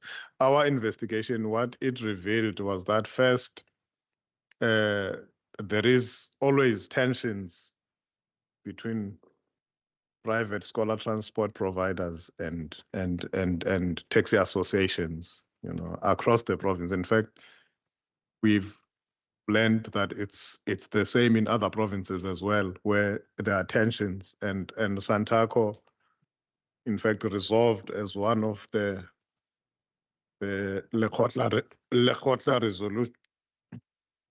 resolutions that actually scholar transport should be incorporated into Santaco so that they also sit as part of Santaco, as one way of dealing with these tensions between private scholar transport providers and local taxi associations. But what we discovered there, what local taxi associations do across the province, where they identify a particular school and they see that there's always influx of learners from a particular school, they assign taxis at the rank so that when learners get to the rank, they don't have to queue with everyone else. There's a taxi that is allocated specifically for that school. So they will come as per normal to the taxi rank, but they will get onto a taxi that will take only learners that are going to that particular school. And even in the afternoon, a taxi will be sent to the school to bring those learners back, but they pay out of their pockets on a daily basis as normal public transport users would. Now, the challenge in Masiphumelele, they were providing that service to a particular school, but some of the operators from Masiphumelele then started approaching the parents of these learners. So the association started seeing these learners that we used to allocate taxis to are no longer coming to the taxi rank. And then they discovered that the reason they are not coming to the taxi rank is because some taxi operators engaged with these learners, spoke to the parents. It's the same taxi operators who are still transporting the learners, but now they are transporting them as a private scholar transport arrangement, which is why the association is no longer seeing the influx of these learners to the taxi rank. And then they had discussions in an attempt to deal with their own operators who are now moving and taking what they saw as their regular customers now being shifted by some of the operators to be transported as private scholars now. So that's where the tension was. But again, the association agreed that, look, the approach was wrong. The intention was never to give an ultimatum to say learners, there must no longer be private scholar transport, because there is private scholar transport that coexists with the local association. It's just that the association was trying to deal with its own members, whom they seem as poaching what was their traditional clientele and then transporting them, as private scholar transport, even though these were also taxi operators. So that was the challenge with Masita, which we dealt with via the mother body that they affiliate to, which is CATA. And then obviously we also have a view in terms of scholar transport. But as Santaco, we differentiate between private arrangements where the parents are the ones paying these vehicles to transport their kids. Most of us, we do the same. We pay these uncles and aunties who transport our kids to and from school. There is not really an issue with those operators, but Santaco's view has always been, and we have seen this in other provinces where there is an arrangement with the minibus taxi industry and government-funded scholar transport, where the industry also partakes in the provision of those scholars. So they also get to benefit from those contracts, those operators, minibus taxi operators who are able to acquire larger capacity vehicles at their own cost. Then there are arrangements in other provinces where if you are a taxi, one of the requirements to participate in scholar transport that is paid for by the Department of Education is that you must already have an operating license. And then that allows minibus taxi operators to also tender when those contracts come up. And then in the Eastern Cape, it even goes further, where actually there's a partnership between the Department of Education and the minibus taxi industry in the province, where in the main, it is the minibus taxi industry that is providing the scholar transport in the province. So as the Western Cape, also Santaco Western Cape, it's something that we would want to see happening in the future, where we are able to play a role in getting involved in those tenders where scholar transport is provided but paid for by government, as way of diversifying also and expanding our income streams as the minibus taxi industry, so that we can be sustainable going to the future. So that's one of the things that we would really like to be engaged on as Santaco Western Cape, but that only refers to scholar transport that goes out to tender and is paid for by the department, not the private operators paid for by parents. And on the issue of the city, we realize that some of the issues that we actually raise here, that's why we always say province and city, because we realize some of them, they are located within the city of Cape Town. And that is one of the biggest challenges that we have as Santaco in the province, that with the PRA and the city involved, we went through a process where we reviewed the conditions that were attached to our operating licenses and brought them in line with the NLTA, which led to the removal of all the conditions were catered for in your National Road Traffic Act. So we were left with the NLTA that provides for impoundment of public transport vehicles. Now, having undergone that process and finalized it and issued new operating licenses, there's an elephant that is not in the room, which is the city bylaws that are currently being reviewed and expanded with a specific purpose to bring all the things that were removed from the operating licenses through the minibus taxi task team as municipal bylaws, so that our taxis can be impounded again for all those things that we went on a stay away last year for. That process is ongoing. We are waiting for a public participation process so that we can partake in that. But it's disappointing that we are heading in that direction again, where the very same things that we spent all the money, the time and energy sorting out.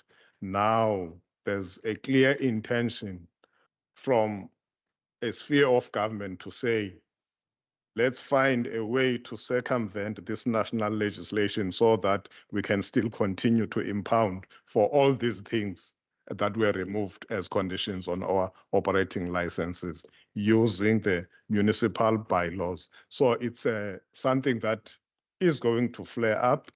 And also we have to raise also another issue where the SRP, because it's been slow, and it focused only on additional operating licenses for existing routes.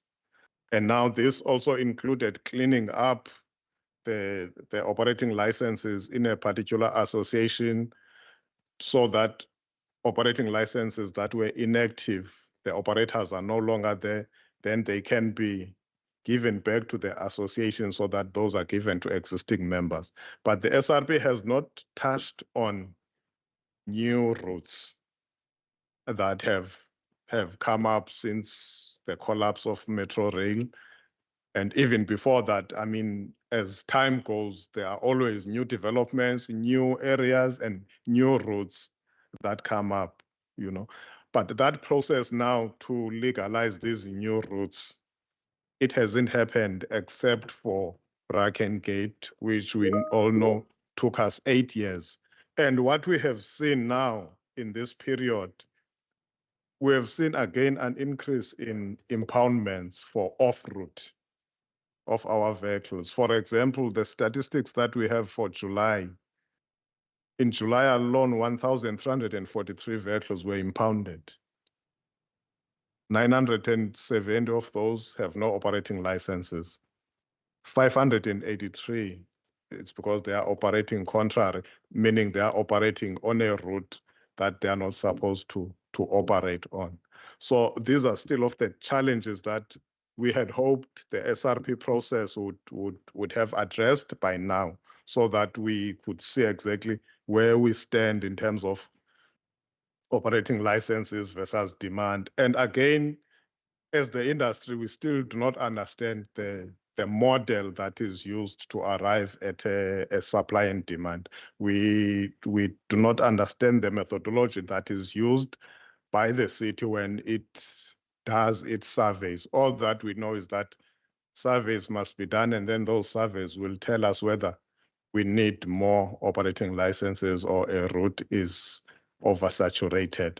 And what we have noticed, though, is that for new routes, in terms of the law, the planning authority is supposed to do what they call a SNAP survey to say, okay, you are saying there's a demand for people from point A to point B and there are no operating licenses. We will go to the ranks. We will ask people at random if they would get onto a taxi if it was going to that particular destination. If a sufficient number of people says, yes, we would use a taxi if it was available, then we will issue you with 5 operating licenses. We don't know what is the size of that sample. Do you ask 100 people at random or do you ask 200 people? And what margins then satisfies the planning authority to say if a certain percentage of X number of people say they would use that route if it was available, then that gives the planning authority to be able to say, okay, we will issue you with 5 operating licenses as a start. But what we have seen happening on the ground is that if Association A approaches the city to say, we've got this route, we're operating this, we've got this route, there's a demand, people are asking for taxis to this route, we have to prove that the route is viable. How do we prove that? We have to prove that every day 5 taxis are loading from this point to that point. And then that is used to say, okay, this route is viable. We will give you 5 operating licenses and then we will come back after 6 months. But when you prove that the route is operating, it means you are already operating illegally. And so you have to be illegal to prove that the route is viable. And it goes even further when you renew your existing operating license. The city is supposed to do its surveys every 6 months to say that your vehicle has provided this service for the last 180 days. But it seldom happens. And then you are asked as an operator to prove that you have been operating for the last 6 months. And how do you prove that? Many times operators have had to take traffic fines as proof of operation to say, to prove that I was operating, look, on this date, my vehicle was issued a fine for overloading on this route. And then that is acceptable proof to say, okay, we can renew your operating license because you have proven that you have provided this service in the last 180 days. So those are some of the challenges that we are sitting with. In terms of levies, we have a challenge that we must also admit, because for a long time, the minibus taxi industry have been operating like taxi bosses. You know, they are the big guys and they are the small guys, and the big guys are taking all the decisions. They are making all the money.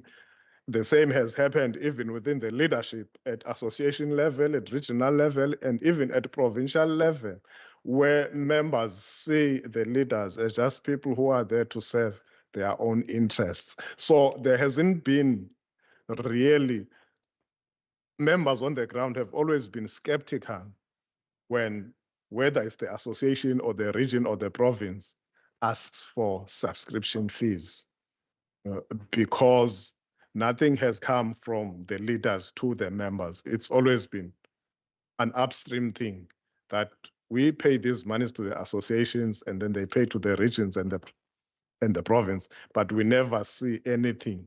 So we also had to deal with that, the issue of trust between us and our members. And we're hoping when they see that the leaders are actually looking after the interests of the members, and there are benefits that members derive from associating with Santaco, and then it will be easier to convince members to pay subscription fees to Santaco, because ideally we should get to a point where Santaco is able to be self-sustainable.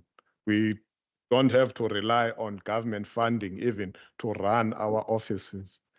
And also on the issue of money, if you were to compare, you take KZN and you look at how much is invested in running the taxi industry there, and then you compare to us, we are probably at 5% of what KZN is doing. Like KZN, the issue of vehicles, the Department of Mobility, they will purchase vehicles for the conflict resolution team in the province, the road safety, they call them Hlogomela champions in the province, and the leadership. Those are housed within the organization so that when leaders go, they don't go with the vehicles remain.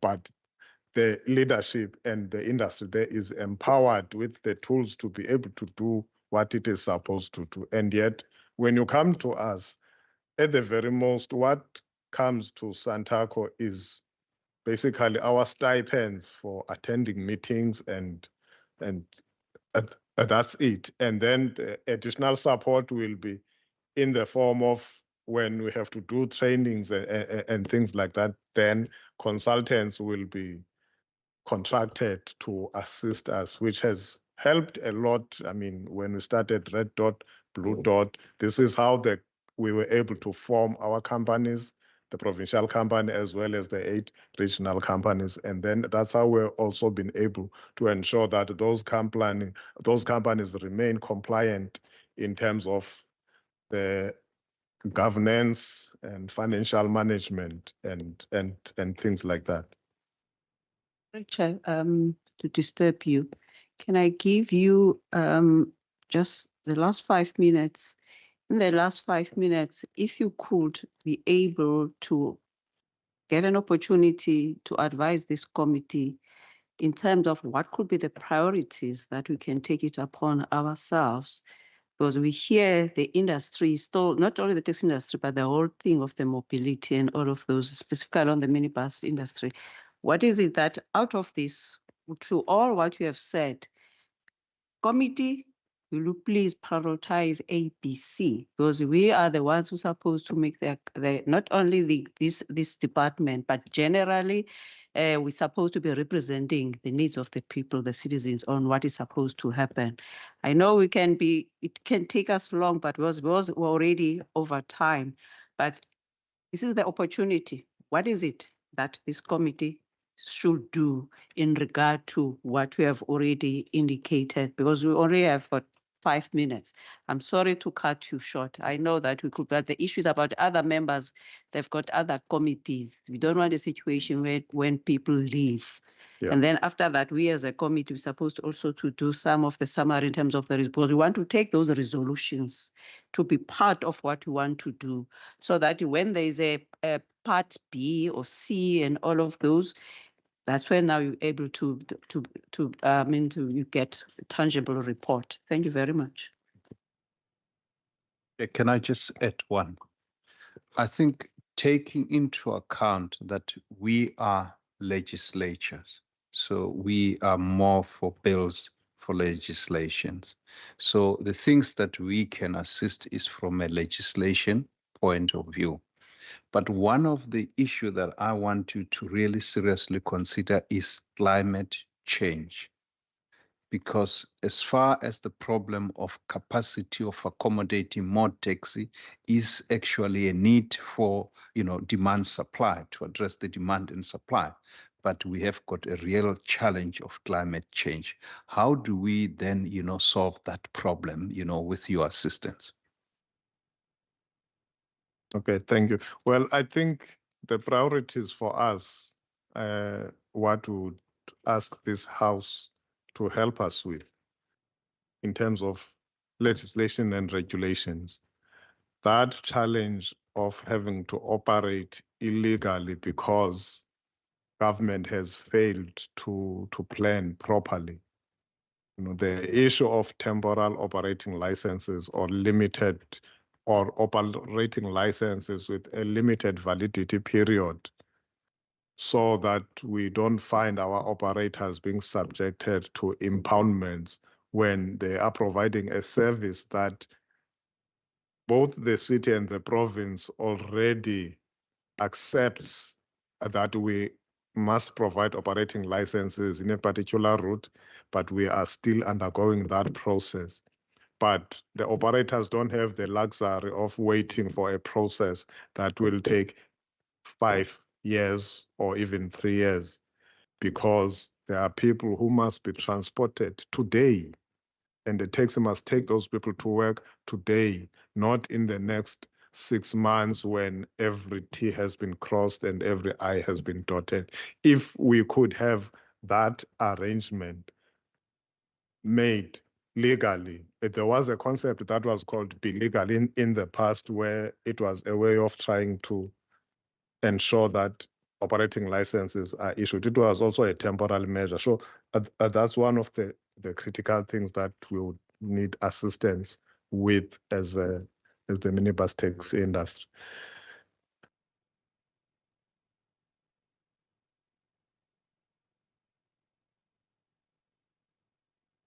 Sorry for that. I've captured that. Also, this is not my it's my new area in terms of understanding the nitty-gritty part of the policies and all of those. But generally, what I've captured, like as you alluded to, is about what is it that both the governments, I'm putting all of those. By the way, we did invite the city, but the meeting then was going to be on the 30th of August. But their response was that they are still busy with the bylaw. They're busy with the bylaw, so it hasn't been yet in terms of they're still doing internally. And then once now they are ready for the public inputs, they'll give us the date, or we can extend that. So it's still part of that. So just to make a quick example, I always make an example of health, unfortunately. When there is a housing or there are people moving in, normally other sectors, they'll say, build a clinic, because we need more, because the people will be sick. So for us, we say, it's not about the population, the number of people, but we have to zoom what kind of the needs, because when you build a clinic for babies, or you build a clinic for the older persons, it's different services. So it's not about there are 200,000, there are additional, it's about exactly for what, because it's not about a building, it's about what it can offer. So that's why for me that I want to know within the transport industries about, if now, like with the Bracken Gate, where we have we ended up building a hospital, that there's an influx of the people, 300, whatever, something bad, plus also with the health workers. Therefore, for us, there will be a need for the transport, but who determined that in regard to okay, there's a need. Now, if the city says that, no, that is not zoned for such, and the province says that, no, we'll not be able to give the licensing. So who ended up where the buck stops? Because there is a need, but where is that being determined? Like in health, I could be able to produce a policy document. I could be able to produce some scientific data that it's about what type of a package. It's not about the number of it. So I think we need to look at that part of it, and then so that we can be able to learn for that. And then lastly, I think members, because I heard member Ngansu just also painted all of those. I think probably as a legislators, because legislation is also about representing the people, we need to also to look in terms of working with the departments and all of those, some kind of a platform, whether it's about a summit, whether, I don't know. I'm just making an example. I'm looking at you, Chief Director, because I worked with you in my other capacity, but on the issues of transport as an enabler, but it was for the something else. To relook in terms of like a transport summit, but beyond of just, I'm saying a summit, I don't know, but that platform, beyond of only about, because we've had many of the transport, whatever, which is mostly the Blue IV and all of those, but talking about this kind of the issues, specifically where it goes to the issue of the integration with the other form of transportation, with the issue of using the AI, with the issues related to what Member Masipa was talking about in terms of the climate change and all of those, because we won't be able to resolve these issues. So that later we could be able, different sectors or whoever is the stakeholders can be able to take this. I'm just using the cap that we normally use in health. In health, it starts with the people, and then that's when we learn and see how it can influence the policies. But thank you very much for coming. I'm looking now at the time. Thank you very much for coming. It's not the end of it. We will be able to come back around that. And then for any other specific issue, the department is here. They could be able to write to you and respond to all of those. And then for the department, there are some issues that I wrote here that are coming from the members. If you could be able to assist them around that part of it. And then lastly, we will do the resolutions, which is we can share with them in terms of what is this committee, what are the resolutions and so forth. And yeah. But thank you very much I'm sorry to rush you. It's not only because it's a Friday, because we have to have another meetings again. But next time it will be much better. Thank you. And then the committee will have to stay behind. That's before. Thank you very much. We couldn't be able even to take photos. We'll do that some other time.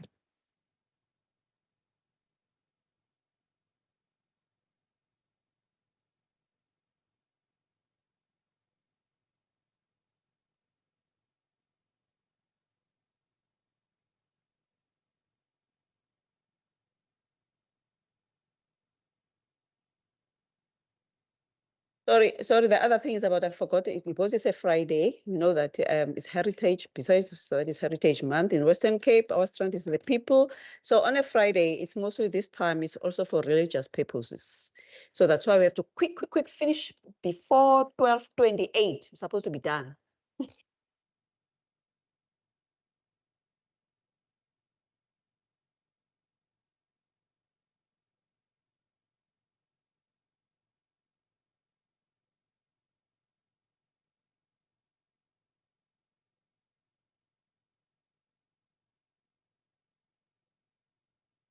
Thank you.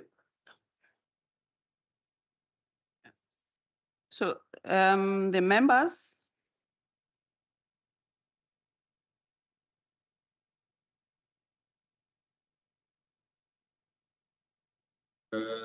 Sizakhona Resolutions?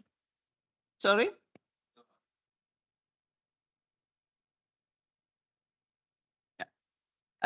So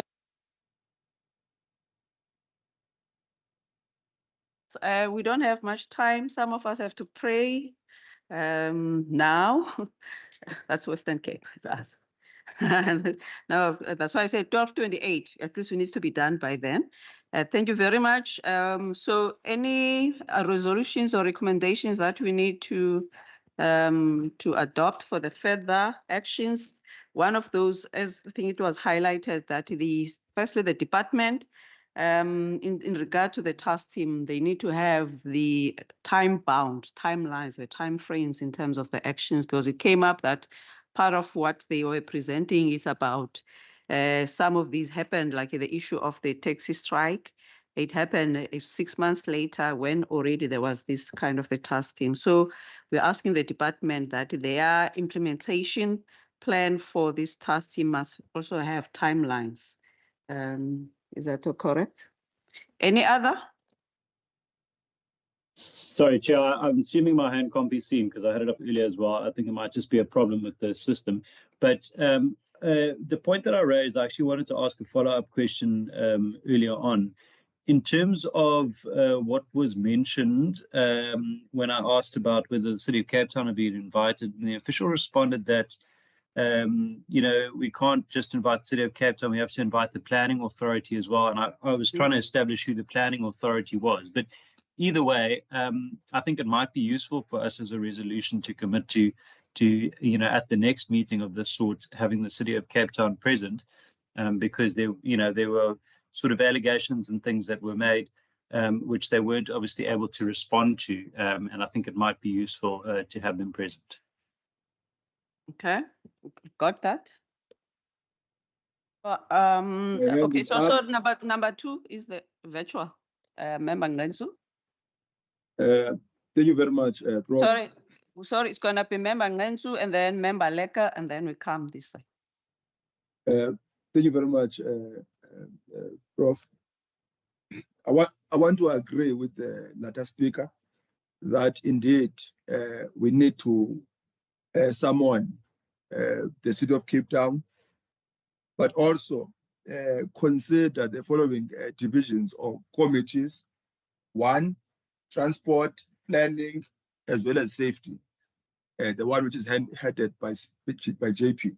That's one. Secondly, I think I agree with you in respect to that the team, the department should have implementation plan as well. And in that implementation plan, there must be timelines. The last point, let's get, unless maybe it's there, or I don't know, I'm still new in the space, but transport plan for the short term as well as the long term. Those are the 3 issues which I wanted to raise and add to the 2 which were raised by some other members, including yourself. Thanks.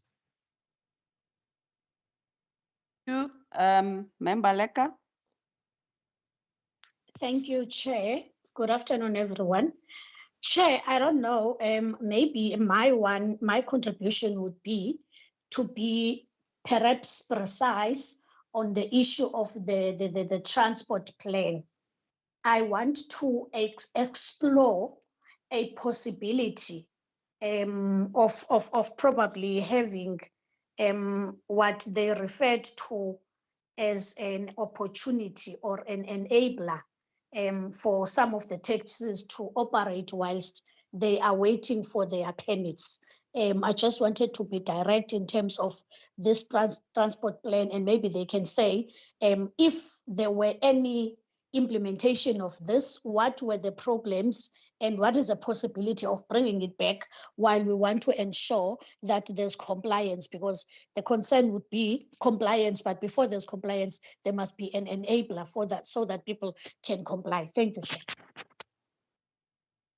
Member Constable. Chairperson, I have two issues, and the MEC already alluded to one. But my problem is he's talking about a PLTF, which is a transport framework. In the past, there was a LITP, which is a local integrated transport plan.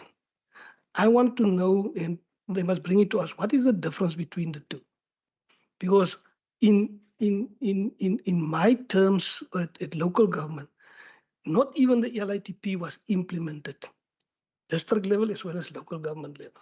So what will be different now to bring a new plan which must have the same information? This is the one. The other one is we need to engage on scholar transport and taxis. So I think we need to have another discussion with regards to that. And how can this committee try to incorporate or bring the two together so that the violence between or whatever distance between the two can be resolved? This is my two issues. Thank you, Chair. Member Masipa. Thank you, Chair. But I think just on Honorable Consawel with the first point, maybe that will be a written request from the department.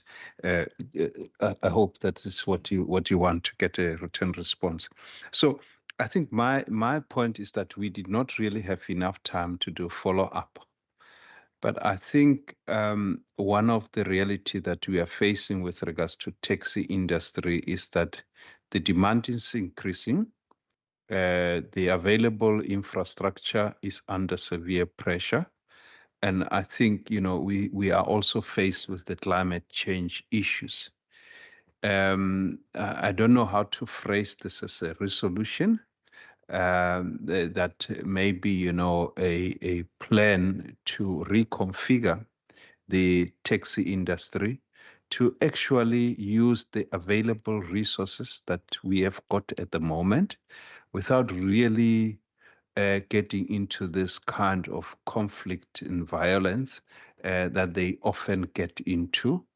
From a policy perspective, is about how do we really get the department maybe to provide us with a policy framework of their thinking around, how to deal with these challenges, especially dealing with the climate change issues, but also, considering that the space that we've got is the only space available.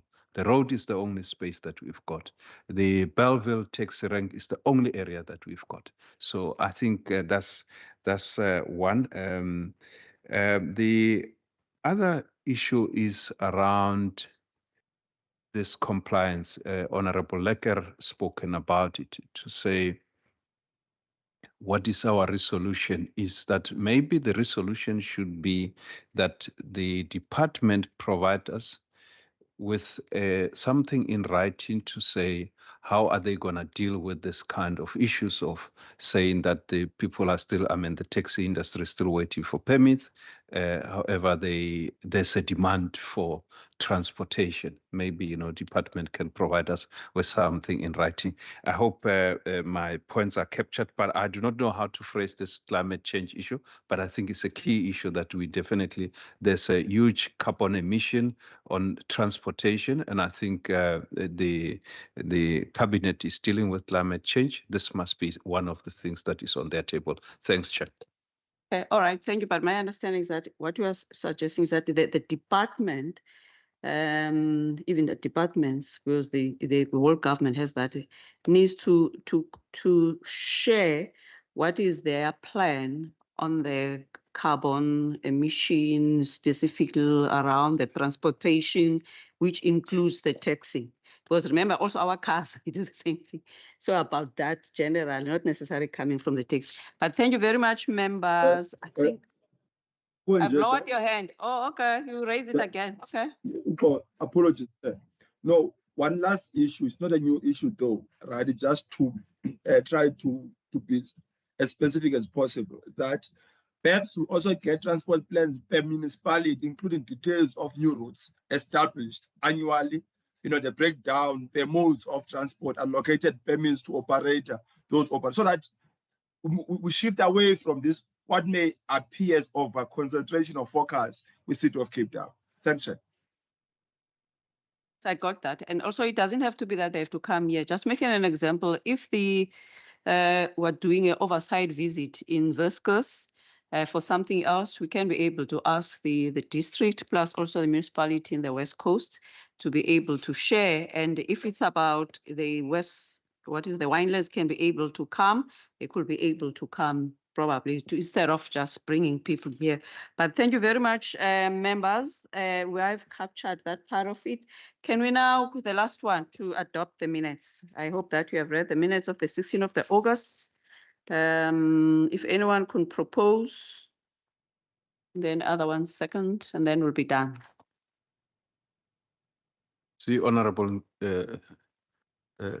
oh, no, that's no hand. I propose.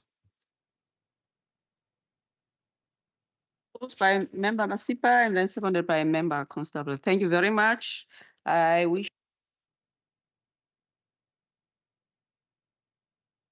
Okay, Lakarnav, please go and attend and watch the Springbok women. They're playing this afternoon with Japan, please, before you think about tomorrow for the bouquet.